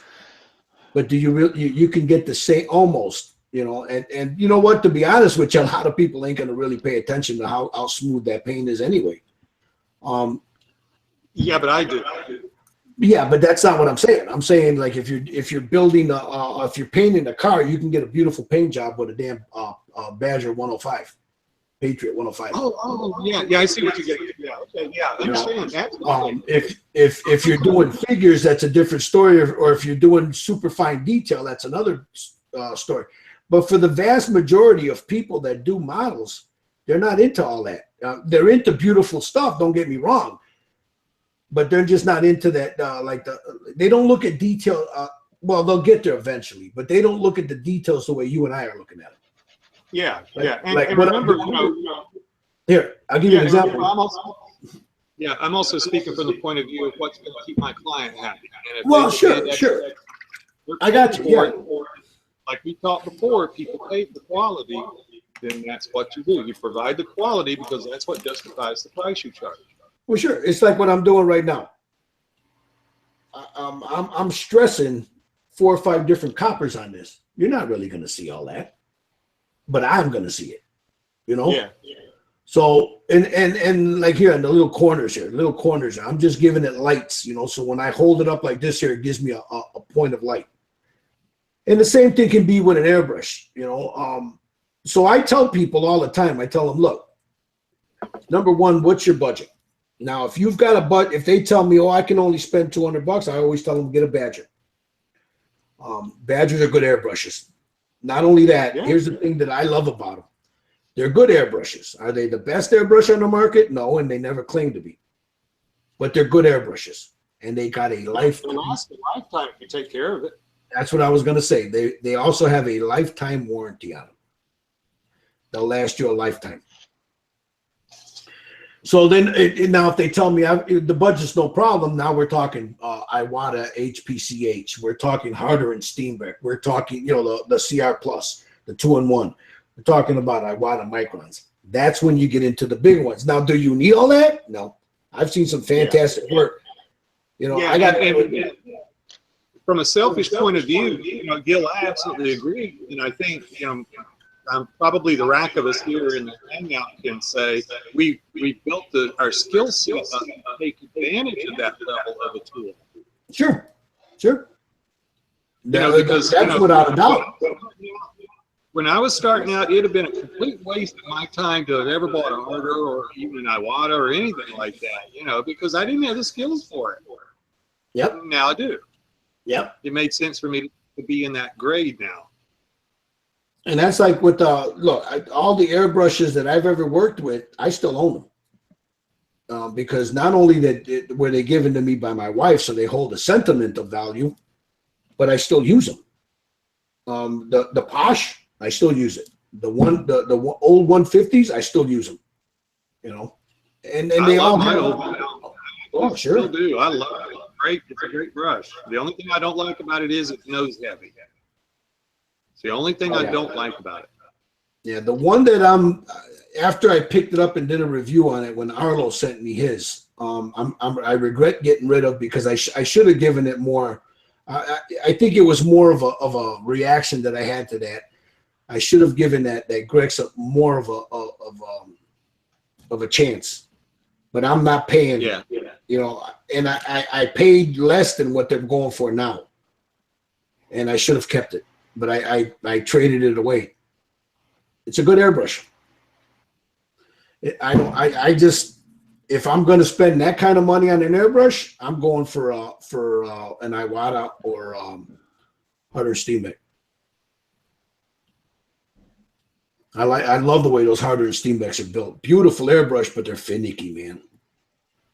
Yeah, you got it, and you got to be scrupulous about keeping it.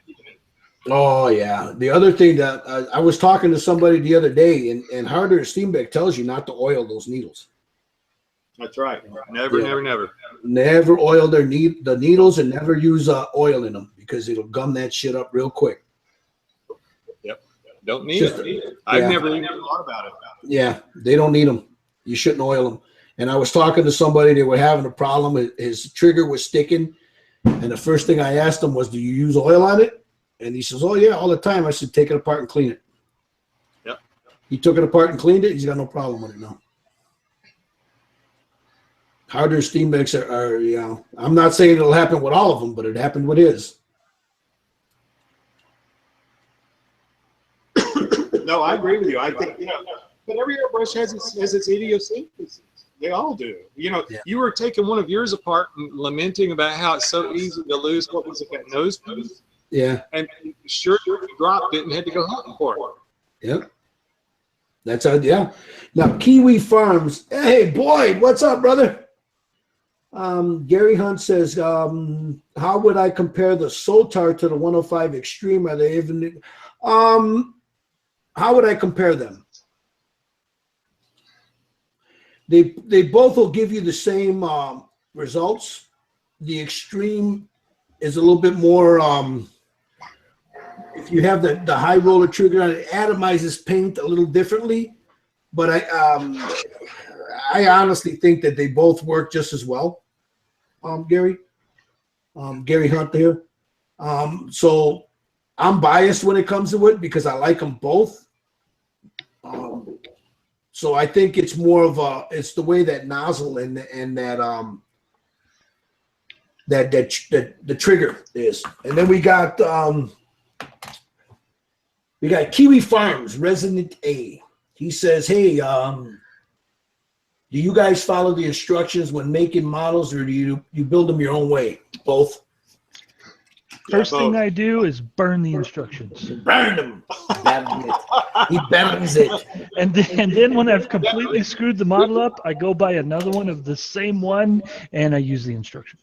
You're welcome, Gary. Yeah, but Richard, that's why you have all those spare parts hanging around. What you didn't tell everybody was you didn't. That's right. How do you expect to have spare parts if you don't screw it up? Exactly. Damn you, man! Logic. That's like, have any of you guys ever rebuilt an engine, a real engine? No, sir, I have not. Yes. You know, you both yes, did all several. that together, and you've got all this, you've got all these things later, and it's like, well, where did these things go? I don't remember these parts. Oh man, my first bug motor that I rebuilt. That's exactly what happened, right? And it turned out that it actually worked afterward, but from then on, I as soon as I'm disassembling, I label every freaking tiny little part that comes out of the damn thing. I'll be right back, guys. I take pictures every step. Yep. I'll be right back. I'm gonna go heat up my dinner. I'll be right back. I'm gonna mute it. I wish you would. Yeah, send me some too. Well, it's a little early. No, you're not gonna wish I would because I'm having ribs. You bastard! You bastard!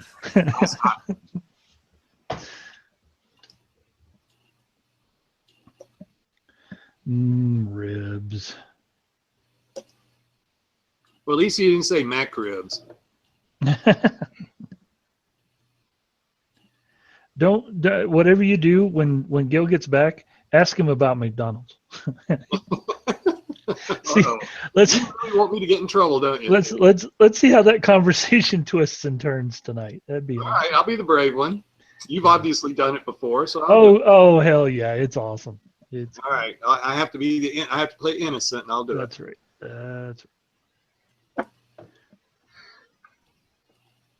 Oh. Evening, guys. Howdy. How are you tonight? Tired.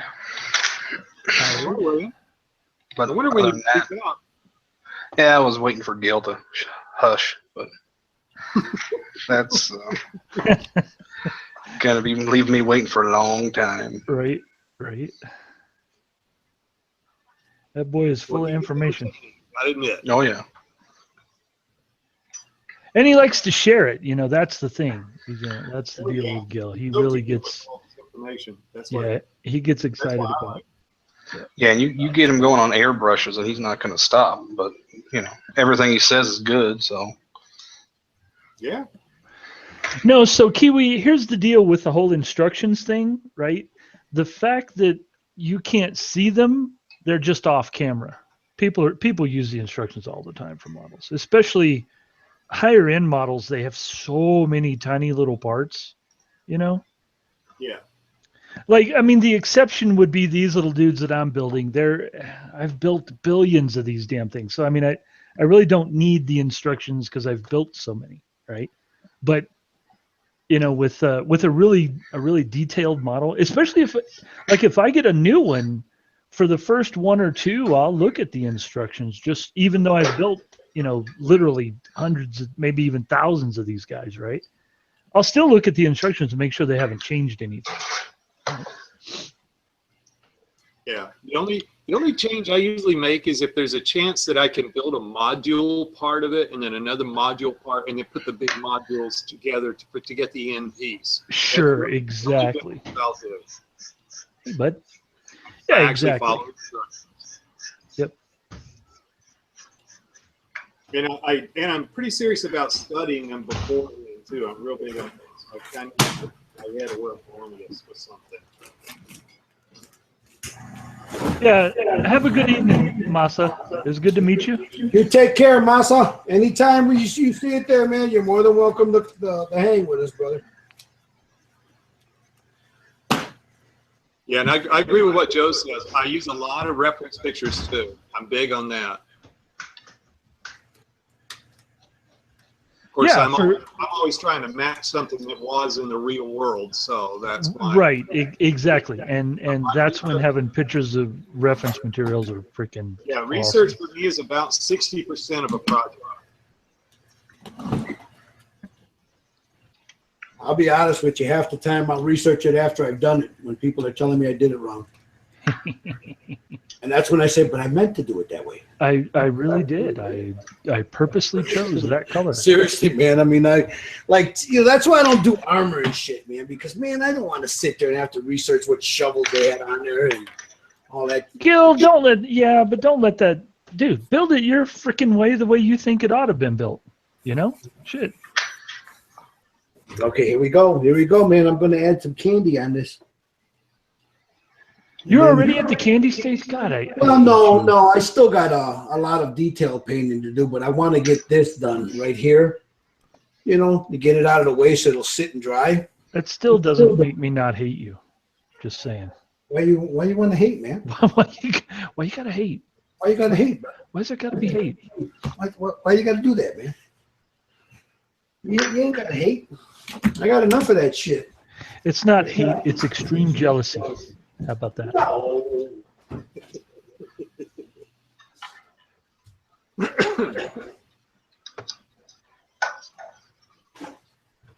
When I'm in the mood to paint, I can paint fast. Other than that, it'll take me a year to paint that damn thing. I'm in a mood today, Right? In the groove. What do any of you have a preference for build versus paint, or is it like 50-50? It really doesn't matter. It's just getting to the end product. What was that? I said, do any of you have an enjoyment preference one way or the other, build versus painting? Now, this is build. This is a preference in model work. Do you like painting better than you do building, or building better than painting? It depends. It depends on the kit. Oh, okay. All right. I mean, I enjoy building. If it's something that strikes my fancy, I enjoy it. But I love painting. Painting is my love. Well, that was your life before, because you've done a lot of stuff like helmet. At one time, yeah. Unlike a lot of us, Gil has actually made real money painting. Yeah, I was going to say, Gil's a lot like Boyd Compton is, because Boyd's business was painting cars. There you go. See, that's Boyd is the man. I'll tell you what, I would love to be. You know what? And I love what he does, man. When he with that the lighting and stuff. That's one aspect that I would really love to get into. Mm-hmm. Yeah, I've started getting into that now, where all my stuff has headlights now, taillights. The biggest thing I'm looking for are obviously the power systems that I've talked to you guys about before, and how one goes about activating the lights. What makes sense? Putting your finger down in the cockpit, pushing the brake pedal makes the brake lights come on. Or touching a point here turns on the headlights, because I don't want it to be a push button thing on the base. That's the one thing I don't want. So Joe says he likes to build by picture, yeah, and he's researching B24s right now. Not sure when I'll need it, but maybe it'll bite me. Well, you never know. What was that? Talking about he's researching B24s right now, and he's not sure when the bug will bite him to actually build one, but at least the research will be there. Yeah, that makes sense. Absolutely. And there's a couple of good kits out there, Joe, from the B24. So yeah, you'll do good. Too Tall says it depends. I don't do it with all restoration builds, but however, I do it with the instructions, but on my own way. Yeah, absolutely. Build kits like real cars, sure. Like the chassis done first. Yeah, absolutely. I'm the same way when I build a vehicle. Too Tall. Yeah, absolutely. Did you ever finish that damn vehicle you were doing? No, but I need to do that because that thing was going to be pretty cool. Yeah, I that need thing to was do going to that. be wicked, man. I do need to do that thing. Joe says you were asking. Somebody asked construction versus painting, right? And Joe says construction, hands down. Yeah. Trekworks, I think he has a question for Gil. Just wondering if you're going to make it down here for the Fiesta show next week. I was just talking to my mother about that, and I would like to. Hold on, baby. Let me move this out of the way. Hold on, honey. Hold on. Give me a second, guys. Mama brought dinner down. She's a good woman. All this is her. Yeah. You do not deserve her. I just want you to know. No, I so don't. I'm gonna try to make it down there, Boyd. My intention is yes. I might just end up jumping on a train instead of a plane, because if I go there, I'm going to bring the little rascal with me. Oh Lord! And I don't want him on a plane, you know. But yeah, I'm hoping to make it down there. I was talking to Freddie from H-Town Model Works. He asked me the same thing. Trying to get a plane ticket now is going to be crazy because when you try to get them at the last minute is when they screw you, you know. Oh God, yeah. That's when they got you. Yeah, so I'm going to try to make it down there. I was just talking to my mom, and she was asking me the same thing. So Chutall says he always mocks it up after a day of building. Well, excuse me, because I always post it on Facebook groups. Yeah, that's yep. Yeah. Yep, there's that part. Absolutely. Oh, this is going to look nice there. Thank you for that inspiration there, Richard. What? Blue. What did I do? Now, here, let me show you guys. If you're going to use this, at least for me, if you're using the Pasha, or this is the Sotar. I've got it down to about 10 psi, and very gently, when you use this Minotaur paint, especially the ghost tint, you just want to lay it down in small layers. You don't want to go heavy right away. And I'll show you. Now there's going to be some cleanup work because, as you notice, I have nothing masked off. But let me show you what this is going to look like. It'll give you an idea. Because I don't use an airbrush when I paint my miniatures. Remember that? Right. Well, you can prove yourself wrong there. But this is going to look. Now, Richard gave me the idea to do this in the blue that I did the other guy in. And I got to tell you, Richard, thank you.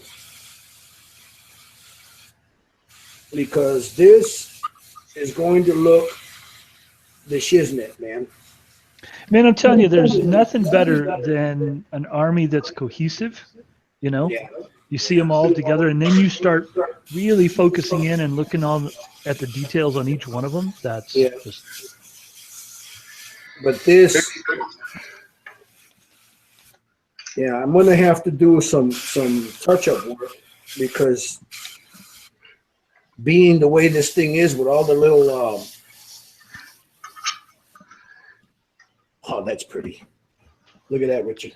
So Trickworks, just quickly, he says, cool, hope you make it down. Be great to meet you.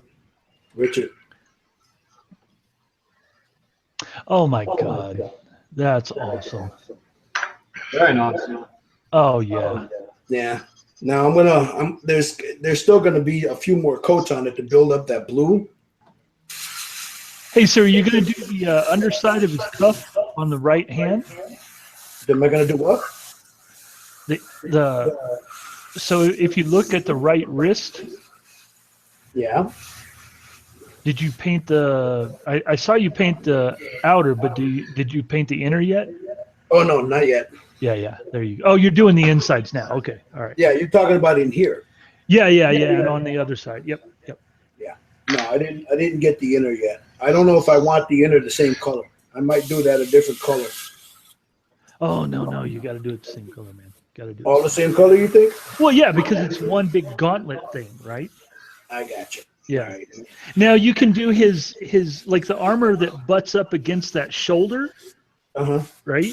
Do that a different color, right? But the gauntlet absolutely make that freaking awesome candy blue that you do. That'll look wicked cool. And you could take that candy on his on the power plant on the back of it. You could take that candy all the way down. Yeah. Yeah, like back here. Yeah. Instead of not painting the bottom part of it. Yeah, I just laid a quick coat on there. Yep. Now I need to go like in here. Yeah. Right there. Yep.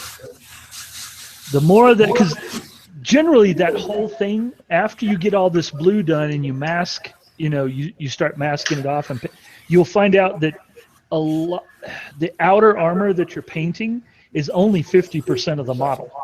Yeah. Right? So he's going to be like gunmetal and blue, Well, there's going to be some gold in this too. Yeah, and then gold like the other one. Yeah. Howdy, all. Yeah, we should greet our new arrival, Keith. Hey, Keith, how you doing, Keith? Not bad. How's yourself? Not too bad, brother. Not too bad. Hey, Keith, sorry I didn't see you. Holy crap. Yeah. Someone muted him. So Howard, yeah. Let's see. Now let me clean this airbrush out. And I'll show you. Oh, let me get off of me here. Sorry about that, guys. Is it still on me? No, it's been switching. Okay. So how you doing, Keith? What you up to, brother?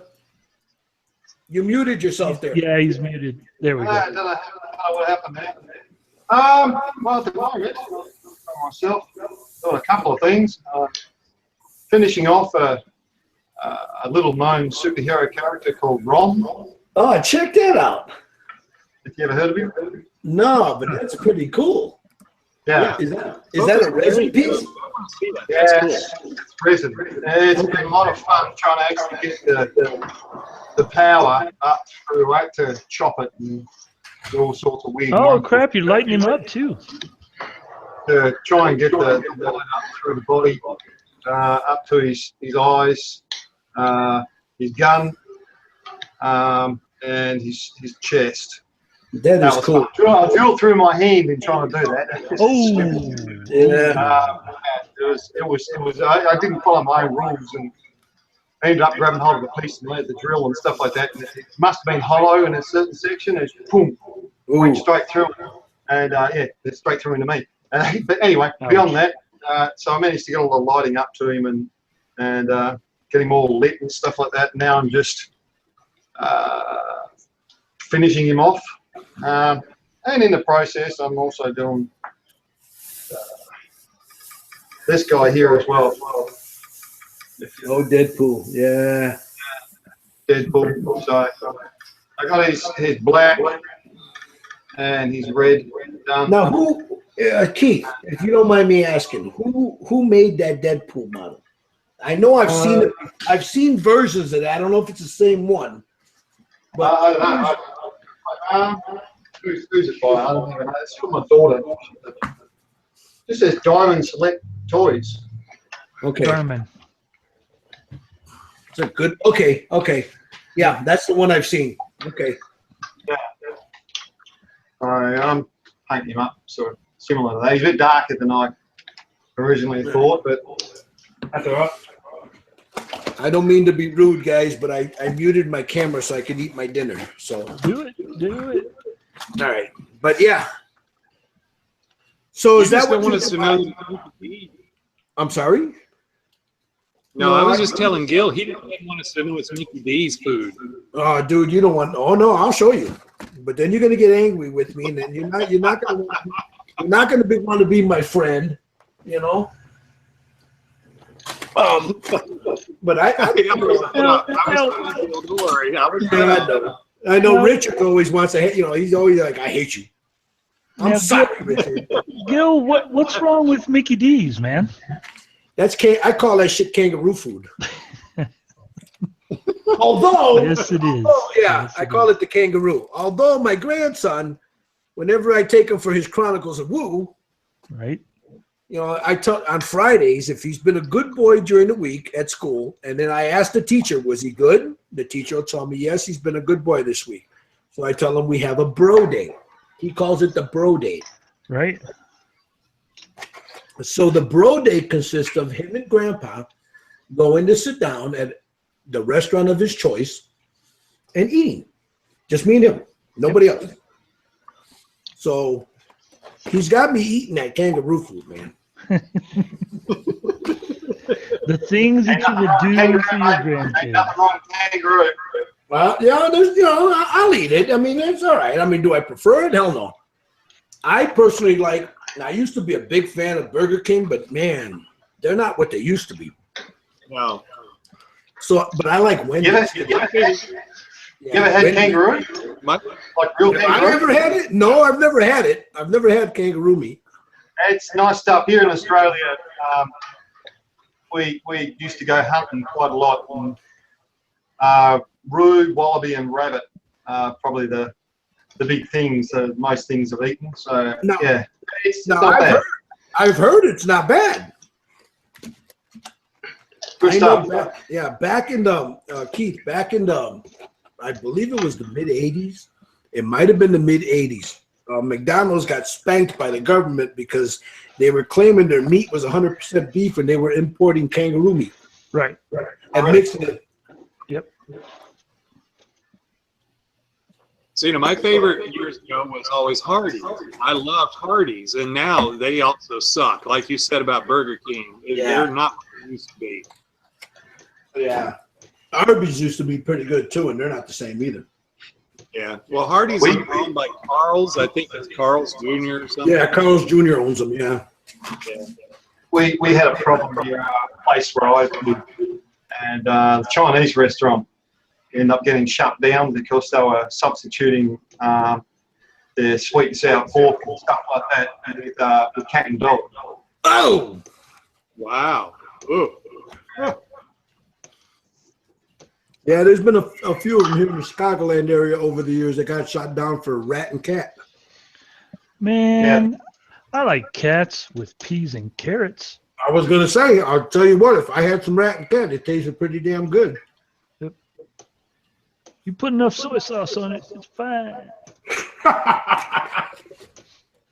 Hey, Gil, what, I'm not. Don't give me an address or anything. But what side of Chicago do you live on?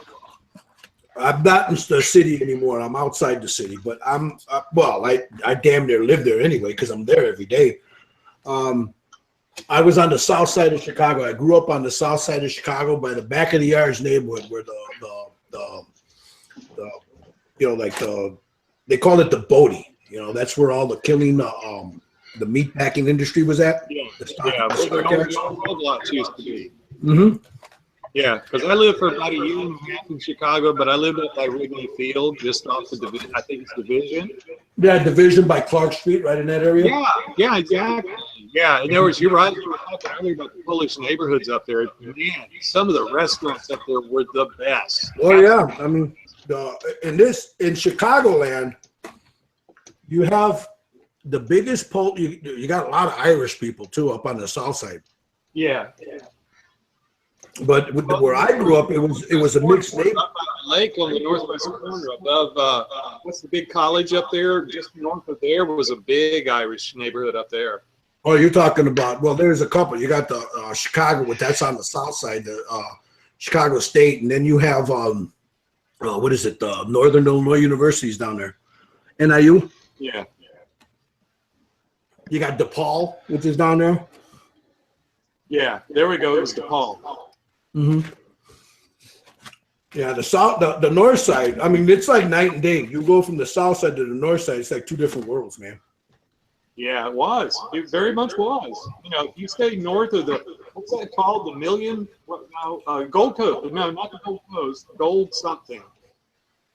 You have the Gold Coast, which is Old Town, right in that area, Wall Street, right around there. And then you have the Mag Mile, which is Michigan Avenue. Yeah, east side of the loop. Mm-hmm. I miss Chicago. I mean, I didn't like living in Chicago, but I miss it. And Chicago's a great city. It really is in its own way, and it sucks in its own way, like any big city. It's not as bad as they're showing it on TV, though. Oh yeah. Excuse me. It's like anything else. You got crime everywhere, you know. The south side of Chicago has always been crime-ridden. Where I grew up, man, I mean, you're born chased by hellhounds. So that's always been, always will be. It's always been like that. And it's a mixed area. You have Irish, Lithuanian, Polish, German, Hispanic. You know, it's just mixed. And then you have the real bad areas, which is the Inglewood area, which is, you know, that's where you see most of the shootings are, in the Inglewood area. Oh, okay. But yeah, the north side, if you get right around Humboldt Park, you come into away from the lake, you get up by Humboldt Park and right around North Avenue and Ashland and stuff like that there. Now all that's getting gentrified, Gary. Yeah, I know. It was quite gentrified when I lived there. When was the last time you were here? Let's see. It would have been around the year 2001, 2002. You wouldn't recognize the north side. Probably not. I mean, you'd still recognize all the places and stuff, but even around Wrigley Field, I mean, it's just, you know, it's changed a lot in the last 5 years. Yeah, we couldn't actually see into the Wrigley Park, but you could see, you know, the top part of the grandstands and the lights and all that. Yeah, well, that's all changed now. I had a friend of mine, his daughter. Well, I dated a guy. His daughter. They lived right there, and they had one of those rooftop places. The father did. This is back in the 70s. Yeah, when you actually looked into the park. Yeah, he ended up selling that building to a consortium, and they made millions off of that building. Oh, I don't doubt it. I don't doubt it a bit. My aunt used to live right off of Magnolia, right there by Wrigley Field, on Magnolia there, and she had a brownstone, a 3-story brownstone. You know, well, beautiful houses in that area. They're all made, you know, out of brick and stone and stuff. And Yep. she moved to Houston, late 80s, and the house that she had back in the 80s, man, she sold it for a little over $1 million. And that was back in the 80s, because that's where people want to be. You know, you got all the yuppies there, and especially if you're a couple of blocks from Wrigley Field. Yeah, that's the way we were. That's the way we were. We rented the top floor. It was actually a condo. They had taken, like you said, one of the old brownstone buildings, old brownstone homes, and cut it into 3 floors. Each floor was a separate condominium, and we rented the top condominium. Yeah, a lot of those buildings that were across the street from Wrigley Field are no longer in private hands. You know, those are all bought up. We were about 2 blocks.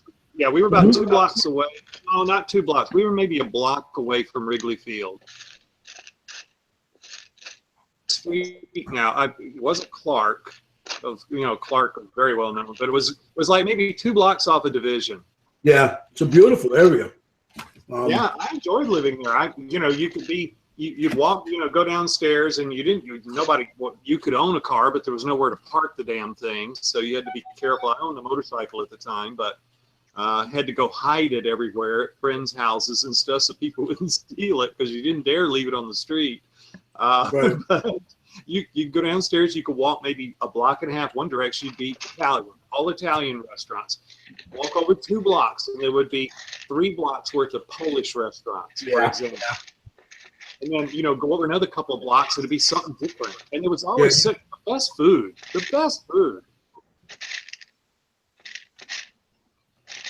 It's still like that. It's, depending on, you can go from one block to the next, man, and you got all the international foods of the world there.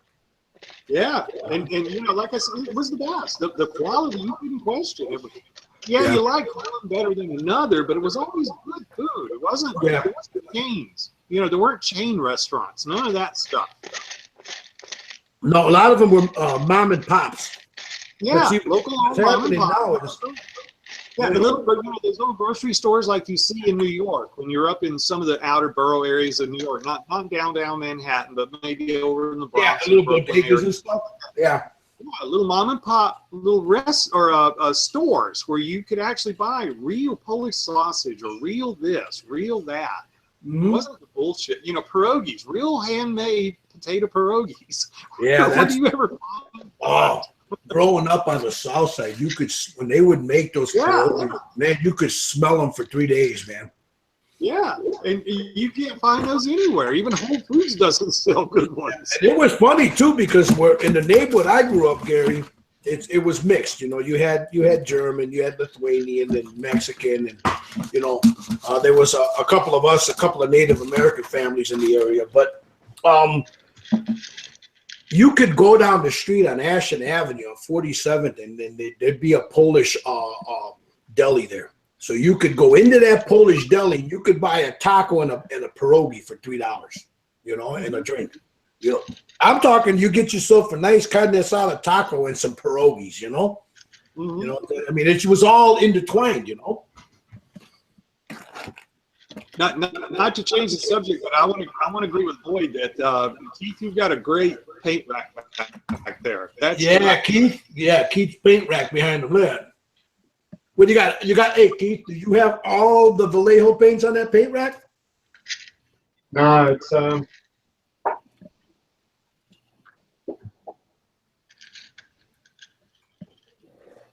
Reaper. Okay, man. Yeah, those are the Reaper paints. Great paints. I love them. Do you want to have a look? Yeah, I love the Reaper paints. Did you build that rack? Did you build that rack, Keith, or did you buy it somewhere, or what? No, I built it. Oh, look at that. Oh yeah. It's huge. But hang on. Now, do you do generally figures, or do you do some of everything, Keith? Oh my God, there's another rack over there. Mm-hmm. Can't help it. Can't help it. I've got a bit of an affliction to buying paints. Yeah, I'm the same way. Yeah, I do all different sorts of things, but my prime sort of love is figures, I suppose. Okay. Give you a look at just a couple. I've not long been set up in here, so yeah, I haven't got a lot of stuff out at the moment, but things like great. Oh, look at him. He likes big figures, nice size. Mainly 1/6, 1/8 scale figures. Yeah, I'm same with cars. I'm like 1/12, 1/18. I don't do a lot of one. So there's Green Goblin, and I've got. That's cool. Spider-Man. Oh yeah. Wow. Spider-Man. There's only a few of them. I've got a lot of them now.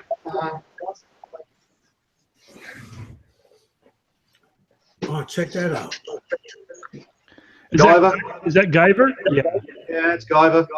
I'm working on just about you know, with the blades on and stuff like that. Vinny, you got a. Is that Vinny? Yeah, Vinny, you got a bad. I'm working on the bad guy. I had to mute you, Vinny. Excuse me, Keith. I had to mute you, Vinny. You had a bad echo. Okay. Okay. Who's that? Who's that? I'm slow when it comes to these super guys. Who's that? The Guyver guy. This is Guyver Zoanoid, or Zoanoid Guyver. He's like the bad guy. Check that out. Now, are those resin or vinyl, Keith? No, vinyl. Vinyl, okay. Yeah. Vinyl I find pretty easy to work with because you just it's pretty easy to shape it, pretty easy to cut it. You just hit it up. To stop it from sagging and stuff like that, you just fill it with expander foam. It works really well.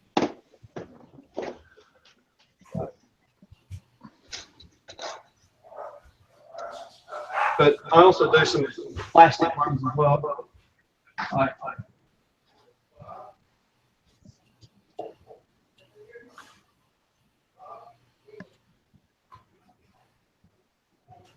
Predator. Yeah, I Oh don't know. yeah, Predator. I see it. Who is it, or what's it called? It's the Predator Oh, from. Predator. Oh yeah, yeah. There we go. You're right. Okay. Thanks, Richard. Yeah, that thing's badass. That is very cool. Yeah, that's only that's the halcyon plastic one. It's not bad though.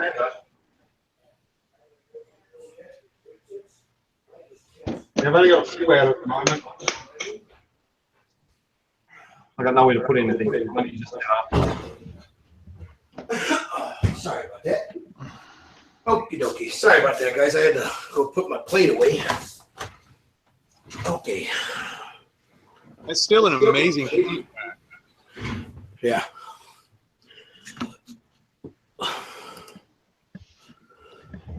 Well, I don't even have enough wall space. This one's that big. All right, let me turn this bad boy back on. All right. Now we put, Richard, we put the magenta down.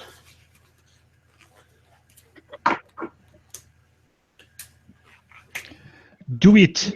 Do it now. Oh, shoot. I forgot to paint that. Do it now. Snell. Do it Schnell, now. schnell.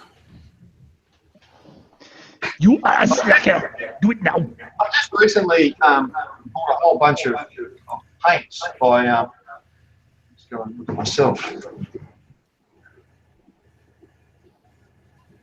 Garage kits. Yeah, Balthazar uses those. He loves them. Bloody nice paints. Oh, really nice paints. Yeah, they're really good. They're already thin too, right? Yeah. And you pay just about as much as you do for a 17 ml bottle. Yeah. As you do for like a 30 ml, 32 ml bottle. And they're great, especially their flesh set. I've had their flesh set for a while. You can't go past their fleshes for, you know. That's what everybody says, that their flesh set is probably some of the best out there. The flesh on that. Yeah. And trust me, I've got just about every flesh you can imagine from just about every company, and I've tried them all. And yeah, their flesh is really good. Yeah, that's what a lot of people say, that the flesh set on their flesh set is pretty good. I've been meaning to get some of those, and I just keep forgetting because I end up doing it there. Got to put my diaper down. I was gonna say doggy diaper time. Got to put the diaper down. That's a Why? great. Really good. I've actually ordered some to get to come in, so hopefully they'll get here, and I've got some. This is a good Yeah, idea. well, they've got it's color changes. But you know, being in a chop shop and car shop and what else, and you lay like your base colors down, and you put a top color down, and it just gives you all the shadows and changes the hue and all that type of stuff. Well, they've got a whole swag of those, and I've been experimenting with them, and they're really nice. Yeah. Really, really nice.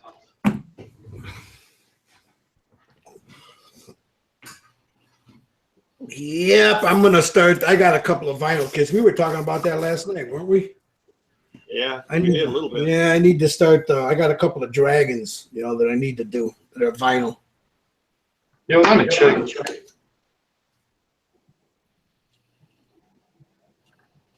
I don't have any experience doing vinyl, so Yeah, neither do I I. guess I have to break the bubble and do it. Yeah, neither do I. I got no experience with vinyl. I know, Boyd, I don't want to talk about what you do in here, but Boyd's done some great work on some vinyl pieces. Well, I find that vinyl's really good. And if it gets out of shape, you just have to sort of heat it up with hot water or a hairdryer or something like that. Bend it back into shape, dip it in cold water, and it remains in that shape. But it can be susceptible to sagging and whatnot else. So there's lots of different ways you could stop that sagging from happening.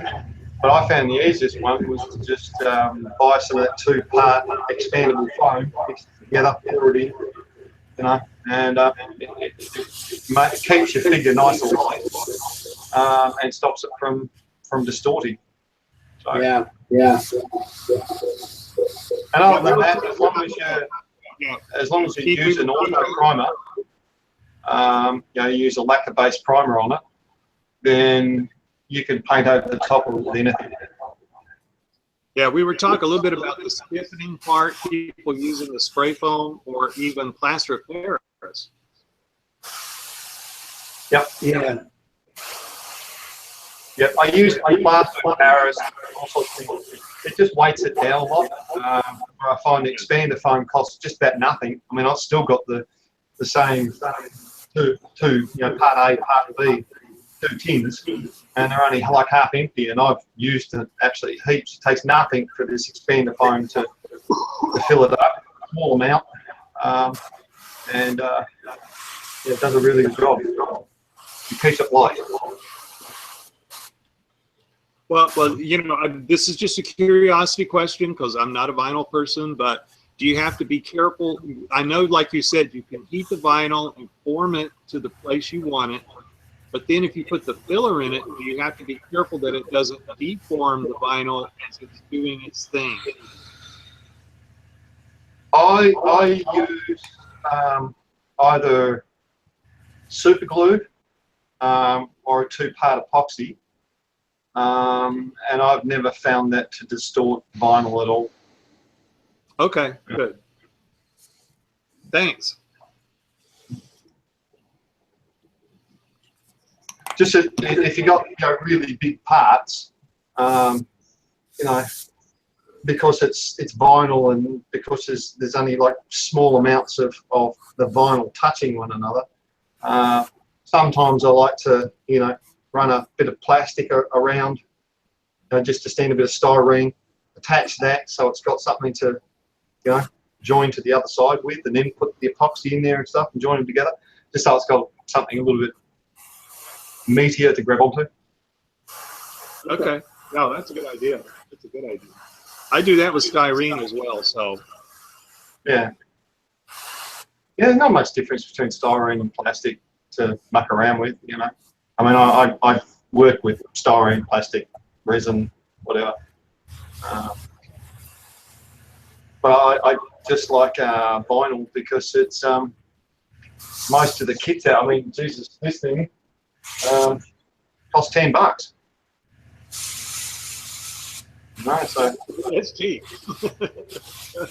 It's very cheap. Yeah, average styrene model right now, especially in a lot of one I like to work with, is easily in the $50 to $300 range. So yeah, that's cheap.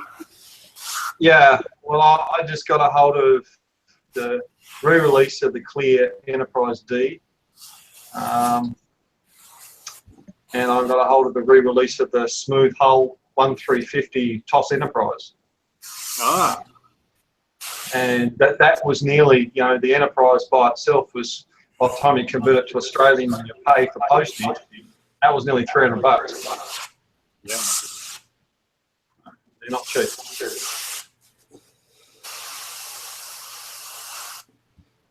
You got Boyd's interest on that. He's a big Star Trek person. Oh yeah. That's if you're looking at the YouTube comments, TrekWorks, he's really big into doing well, anything to do with Star Trek. He's big on it. Yeah. And does beautiful work. Unbelievably good. Yeah. Well, I mean, a lot of people, you know, ask me, you know, about painting and stuff like that, and it's like, well, seriously, I have to look at the way Boyd lays a coat of paint down, and how he deals with orange peel and how he lays it down and stuff like that. It's you know, I mean, he's a car detailer by trade, so, you know, I mean, if he doesn't know how to do it, nobody does. Yeah, exactly. Well, you're right. You're absolutely right. It takes experience. Yeah, he's pretty good at it. He's very good at it. I agree.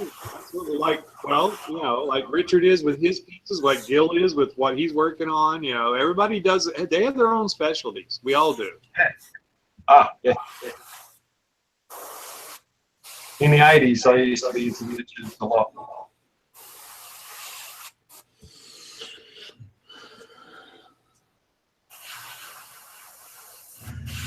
Looks like Gil is working on what description? What's that? I'm sorry? You're working on a mech? Yeah, it's a little Warhammer mech. Okay. Dread Knight. Dread Knight. Yep. Dread Knight. Dread Knight. Correct. Get it right, right? Dread Knight. Yep. Dread Knight. Yep. Because there is a Dreadnought.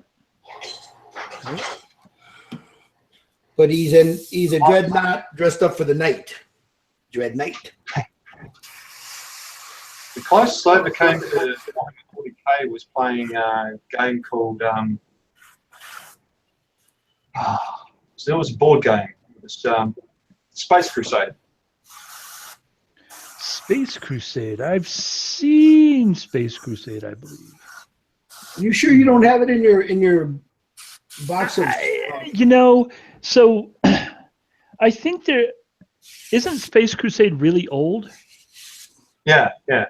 So if I'm not mistaken, they had these miniatures that had no parts.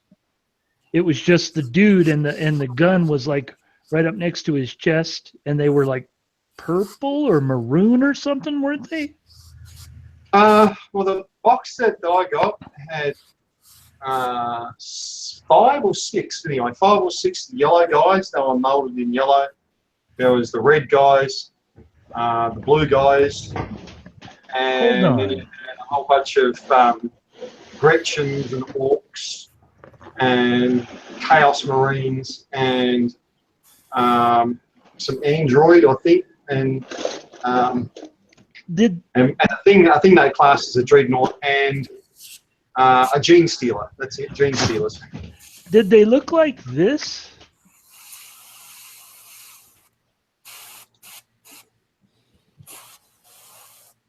I can't see you. Oh, there you go.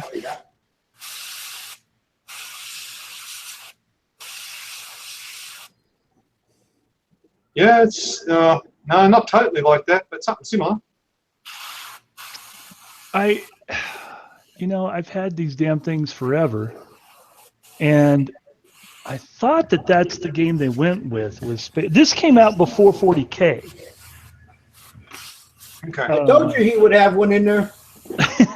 Well, I don't know if it's that game. I don't know for sure if they go with that game. I think it was called Space Crusade. I think that's what it was called, but maybe not.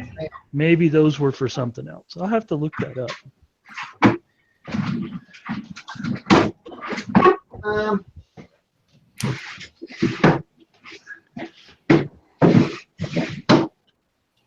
As I say, not long been in this place. Now, Minnie says, I There we like go. the Hangout night, fellas. Gives me something to enjoy at break time. What up, Minnie?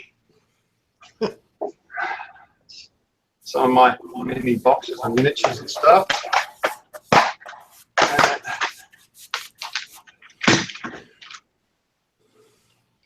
I haven't got the weapons on them.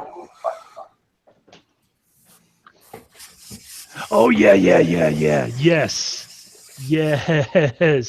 Those are damn near Space Marines. Yep.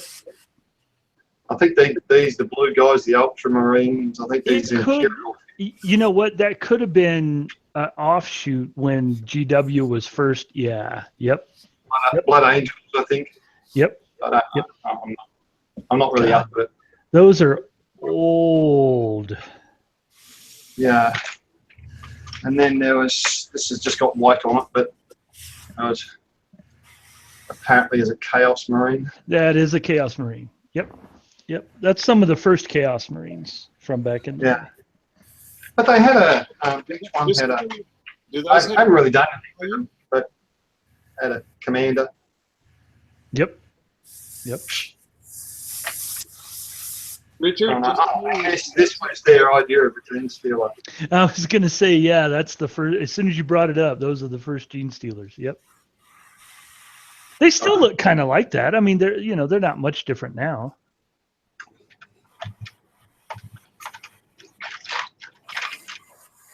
What was that, Gary? You said something there, and then you got cut off. No, I was just asking Richard, do those pieces like that old, Richard and/or Keith, do they have collectible value?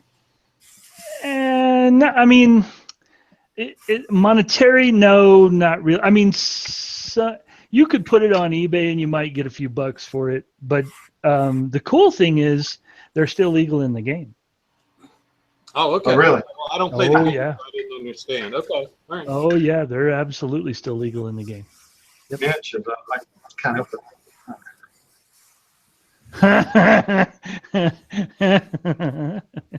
So that one, wait, put that back up. Okay, so the person writing it has, do they have power armor on? Or is it just like medieval armor? No, looks. She's on a cold one, but right. Right.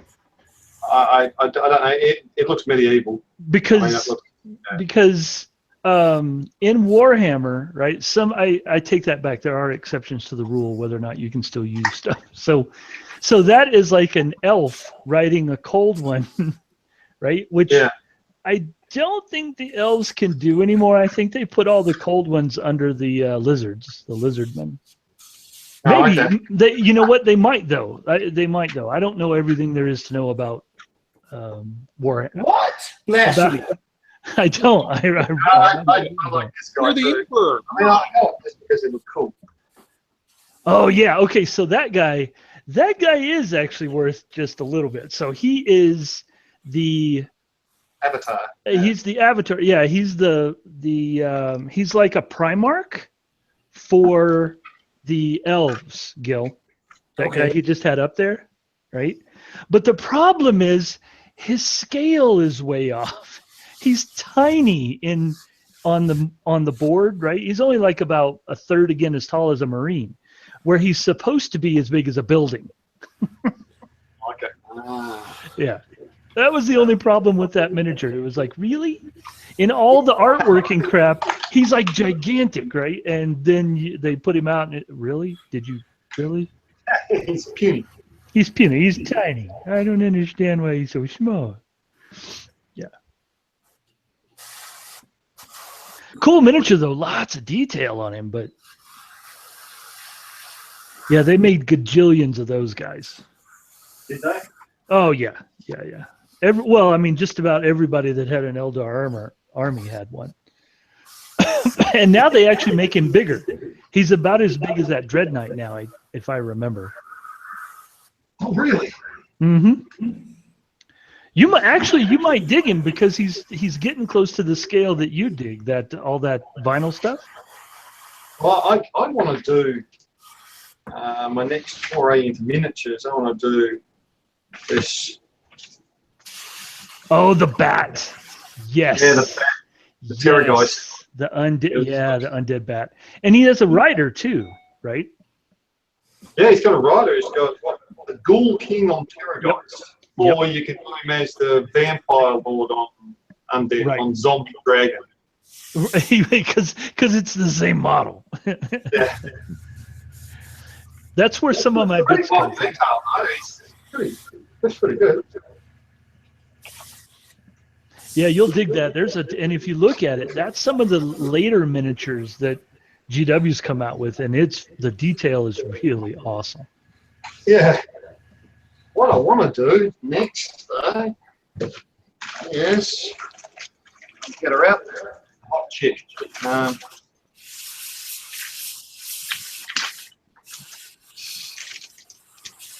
1/6 to 1/8. I'm totally certain what scale she's in. All right, Richard, you ready for this?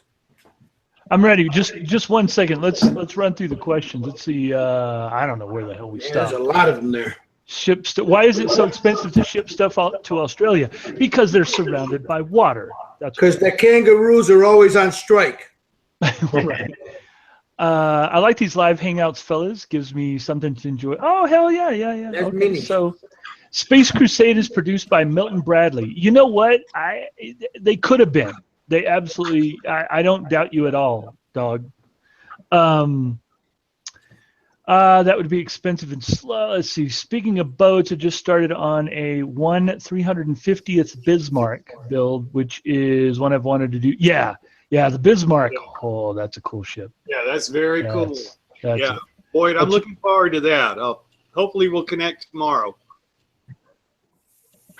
That's one of the last kings Boyd, of the what time seas, is as it were. I'm sorry. What time is your show tomorrow, Boyd? We'll give it a plug right now. What time is the show?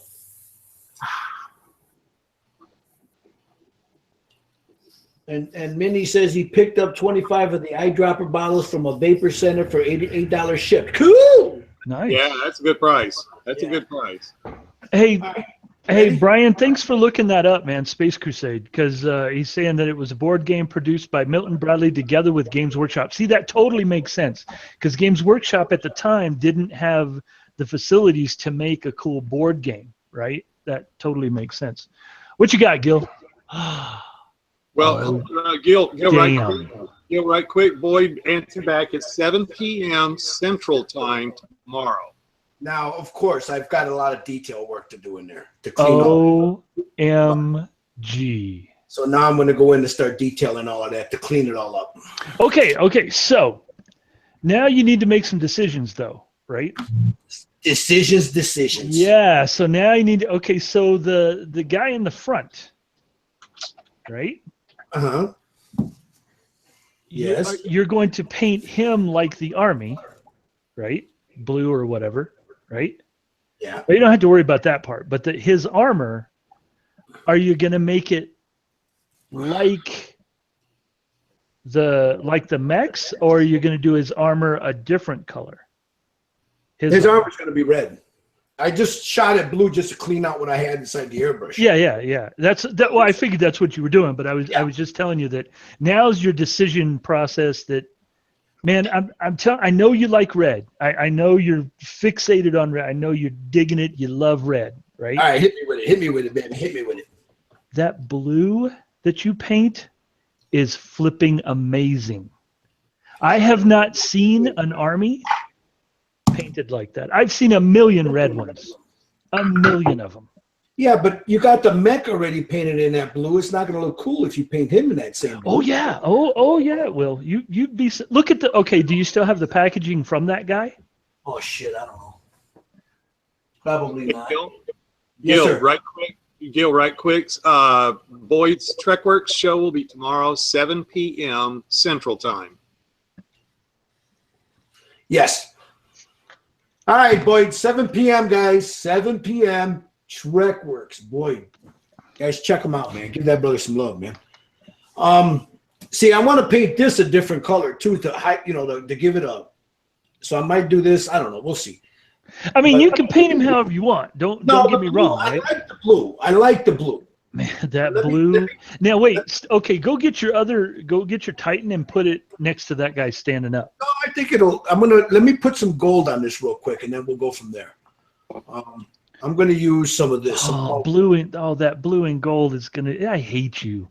I really do. Absolutely gorgeous. I love blue and gold together. Oh, that's what that Titan that I did is in blue. I know, and I know the gold you're gonna do. I know exactly what you're gonna do. That's gonna be it's gonna be insane. Yeah, a nice deep coppery gold. If it was me, but that's me. So. Have you guys ever checked out Painting Buddha on YouTube? Yes. Yeah, Painting Buddha is the shit. Painting Buddha, yeah, insane painting. Oh my god.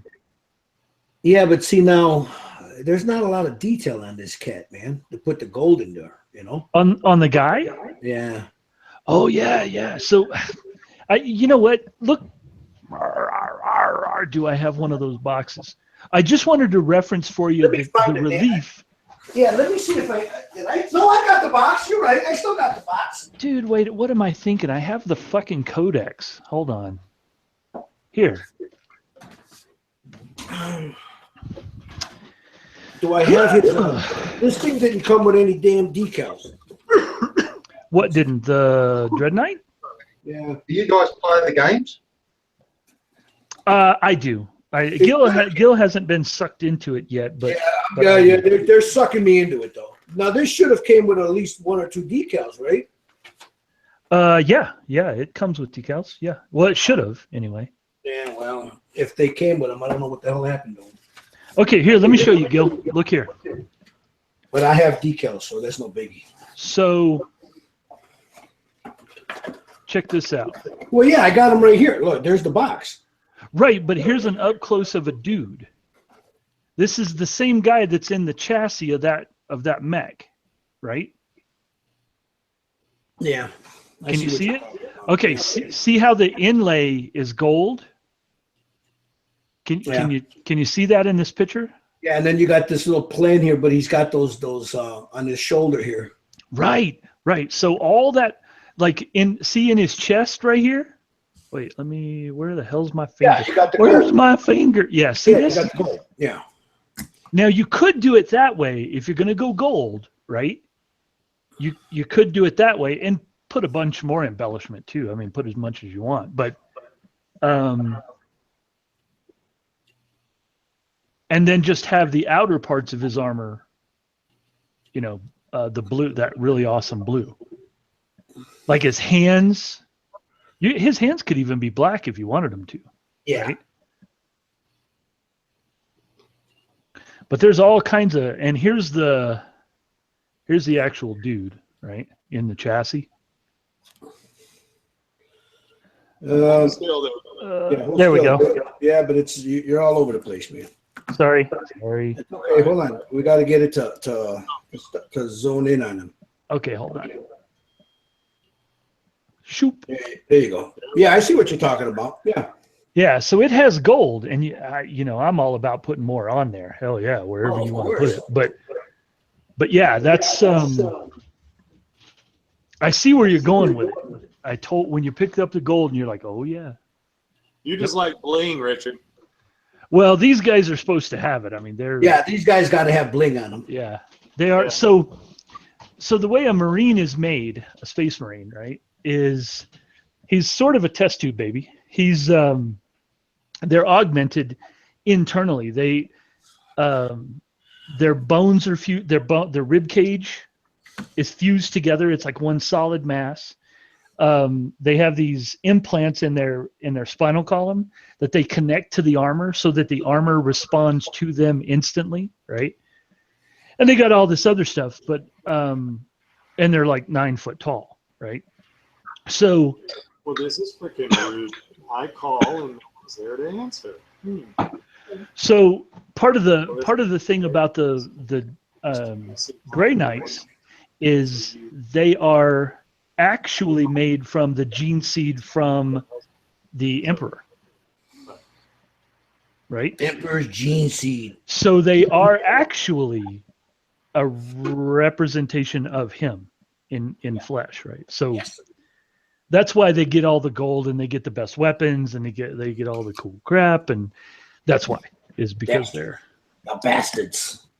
Yeah, they're actually pretty freaking. You guys should check that in the. I've been thinking about just as a painting thing. I looked at some of the Forge World stuff. Oh my God, yeah. Oh yeah. And, what's his name? I can't remember his name. He's the bad guy.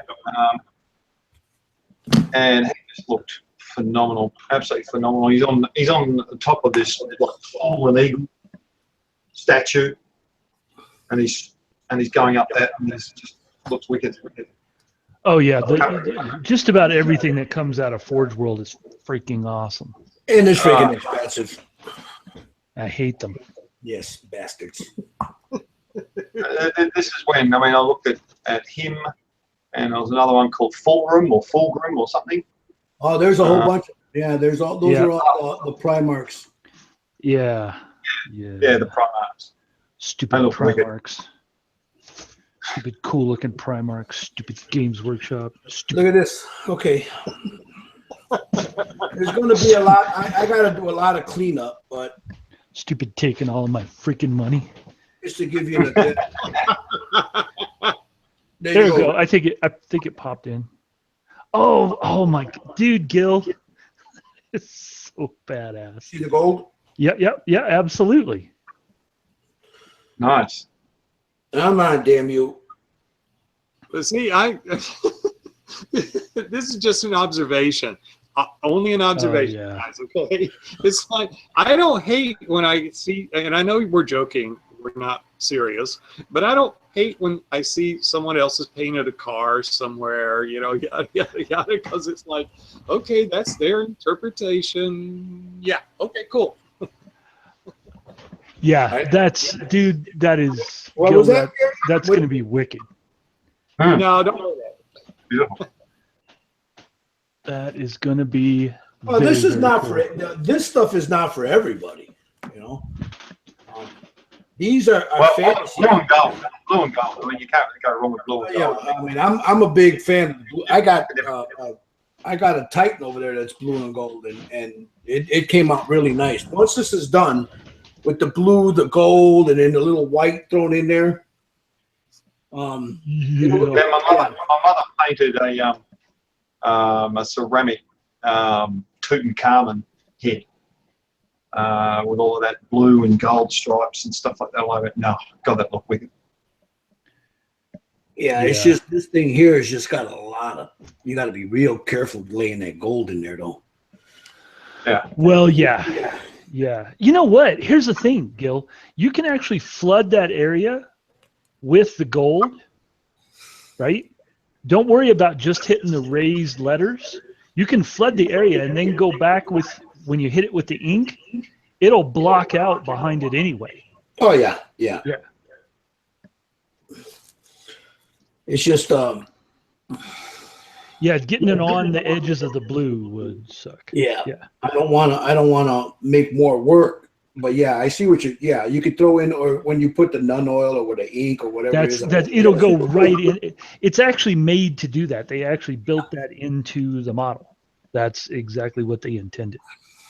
Actually, that's what I was going to ask. What do you guys reckon about Age of Sigmar? So I've played Age of Sigmar now, and I freaking love it. It has taken a way too complicated game, in my opinion, just my opinion, and made it so much more accessible to everybody. It really has. Well, that was it. I wanted to sort of start getting, because I played a lot of board games back in the 80s and early 90s, and I got out of it. In the early 90s, I got out of it. And I was thinking, how do I get back into playing a game? But I didn't want to spend stupid amounts of money on. Yep. Building up armies and stuff like that. And then I looked into this Age of Sigmar, and it looks all right. I didn't have a clue, but it looks all right. Oh yeah, so it's gone. I don't know if you ever messed with it before, right? Last year, Games Workshop destroyed the Warhammer, not Warhammer 40K.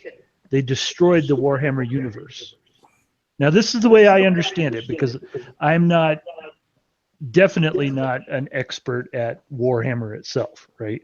But they destroyed the universe, recreated it, and now you can still use the same miniatures that you had before, right? Because they didn't want people to be divested of all the freaking cash they've put into it, right? Yeah. But you can play much smaller scale games exactly like you're talking about, right? You don't have to have these huge freaking armies. And It's like it's not... 2 or 3 pages for the rules. Right. It's super cake. It is so easy. And the miniature. Have you seen the miniatures? Yeah. Oh my God, they're insanely cool, right? So gold guys and yeah, they just look wicked. Wicked cool. In fact, Crappy Gil painted a pretty freaking sweet one, just a couple of weekends ago, and that guy is, yes. Check this guy out. Why you got to call me Crappy Gil for, man? I love that one. I think that's a gorgeous piece of work. Yes, absolutely. Yeah. He did a ton of airbrush on that. Yeah. So yeah, anyway, the cool thing about the game is you don't have to have so many miniatures. That's a cool part of it. Now the rumor is they're not gonna destroy the 40K universe, but the rumor is that they're gonna put the same rules, the mechanics, into 40K. What is this I've heard about 30K? You know, like you're going, Yes, so 30K. Okay. So there was 40K, and that has been their bread and butter since day one, right? They made up this Rogue Trader game, right? And in Rogue Trader, then you could have, they came up with the different revisions of rules, and now we're on version 7, right? Over the years, I think they couldn't actually trademark Rogue Trader, but they could trademark Warhammer 40K, which is why they went with that name. That's why it's on all the books and all the you go into the miniature store and it's all over the place, right? So Warhammer 40K is current timeline. That's like, in their world, that's today, right? 30K is when Chaos corrupted the first Space Marines, and the initial split happened where you've got good and evil. Oh, so that's what that is. I'm mistaken didn't the Emperor send out X amount of his first children, and they all got split up or something? Okay, so yes, so how it worked was, the Emperor created the Primarchs, right? They were his, they're his kids, for lack of His test tube babies. right. Yeah. But they were specifically, they were better than Marines, than regular Space Marines, right? Rather than the Army. And armies at that point, like an entire chapter was thousands and thousands of, 10,000 Marines, right? And then you had a guy that led them that was the Primarch. But what happened was, when the Emperor created the Primarchs and they were still babies, Chaos came and threw them to the winds in the universe, right? So one landed on a feral world that was controlled by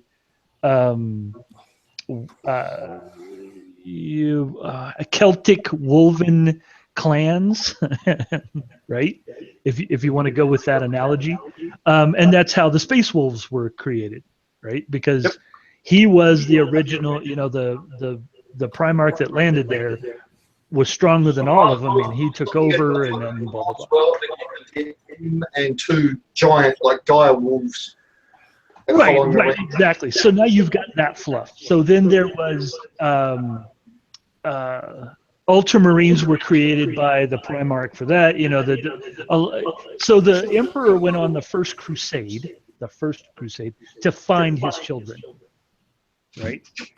And this is in the books, and this is in all the fluff behind 40K, right? So he goes out in the universe looking for his kids. He finds them here and there, and he finds them on a planet, and then he takes that planet into the fold of the Imperium, right? So then all these huge armies get created. That's Warhammer 30K. That's that era, right? When he's found his kids and everything's happy and the universe is lovely and you're killing orcs in great numbers and all this kind of crap, right? So then Horus comes along and he decides that Horus, that's the Horus heresy, right? Exactly, Master Horus, right? But he was this exactly follows. It's like a Jesus story. Exactly, it's Judeo-Christian, right? So you've got God, and then you've got his right-hand man, Gabriel. Well, Gabriel falls and becomes the devil or whatever, right? Well, that's the same thing as Horus. So they stole it right out of, And there's many other touchings on other. Not religion specifically, but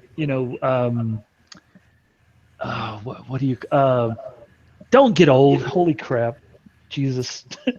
That's a year old. Mythical stories, right? That's okay. Calm down. Take your meds. So it touches that many there's so much of the fluff that goes right back to mythical stories in antiquity, right? I mean, you've even got emperor's children who are like pharaohs. You know, they have the whole headdress and all that kind of stuff. And so anyway, they steal from everywhere and they create this fluff for all this stuff. So there's tons and tons of books that have a lot of this fluff in them that are sanctioned by Games Workshop. There's like hundreds of paperback books that have tons of this freaking history in it. Yeah, I got a friend. He brought into the fluff. He's brought into reading all of these Warhammer 40K books. Yeah, exactly. So that's 30K. It's just when he went out on his great crusade to reconquer the galaxy. That's the Horus Heresy. That's that whole 30K thing, right? Yeah. Cool. Nice. So you can actually play that? Like you can actually play that here? Or? Yes. In fact, there's 2 separate games that are spin-offs of the 40K universe that are the Horus Heresy. One of them is Burning of Prospero, and the other one is Betrayal at Kalath. I don't know how to freaking pronounce it. Anyway, it comes with like in fact, that's all of this, right? Is I bought those box games and got all the miniatures out of it. Oh, sweet. And they all look like the older power armor as opposed to the new power armor that is 40K. What does the old power armor look like? I love all that stuff. It just looks different. Here, let me get one that is here. Like this guy, right? Oh, sweet. Yeah. Yeah. So it looks like the older marks of power armor, right? Yeah. That's the whole idea. It looks much more medieval, I guess, right? If you look at here's one of the helmets. I don't know if it'll focus on it, but yeah. Right, and then you've got these helmets, which are Mark III. Can't see that one. Hold on. There we go. Oh, yeah. Yeah, they're pretty cool. They Right. definitely looks medieval. Exactly. It's all about the medieval look. Now, the thing that Gil is painting right now is like the 40K version of knights in power armor, which is why they're called the Grey Knights, right? Yeah. Is because they all have that face shield looking, that kind of power armor, right? Yeah. And it's very ornate. All of the power armor in that entire army is very, very ornate and intricate, like armor was for medieval times, just before they invented gunpowder, or just before the Chinese let the rest of the world have gunpowder. However you want to think about it. Yeah. Because they had it a long time ago, long time before that. Yeah. Yeah. Sweet. So yeah, that's the difference. That's the whole thing. And the cool thing is, I mean, you know how expensive it can be, right? Yeah. So in these boxes, like each one of these heresy boxes, you get like 40 dudes for $150. Wow. Yeah, it's an insanely good price. Yeah. Really? There's no damn decals in there, huh? That kind of stuff. Just go visit the bathroom. Gil, let me see if I have those decals. I'm almost positive. It should have come with them, but Yeah. let me see. Unless I put them away and don't remember. May have. I mean, I've got decals I can use on this, I don't have to go with their shit, but it would have been nice to have like these skulls here. Yeah. And then, those. And I don't see them in here at all. And I don't see them anywhere. Let me take another look, but I don't see them. I know they're not on my desk. That's for certain. Gil, I think I have some Witch Hunters here stuff, but I think I used all the. No biggie. No biggie. You get them, you don't get them, it's no biggie.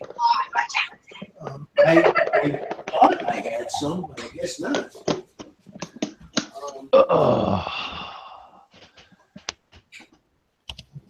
I might just use some damn some from my old World War II stuff, you know, numbers and shit. Yeah. Yep. That's what I'm looking for now. What are these? Hold on. Maybe. No, these are. That's for a Bane blade. This is some of the old stuff that come with them. Yeah, it's no biggie. I'll figure out something else. I'm gonna make them my own anyway. So. Yeah. Watch that damn little fucking decal sheet to show up later on. When I really don't need it, you know. But what do I got here? All right, brothers, I gotta go eat dinner. What? Yeah. Oh yeah. I got to eat dinner.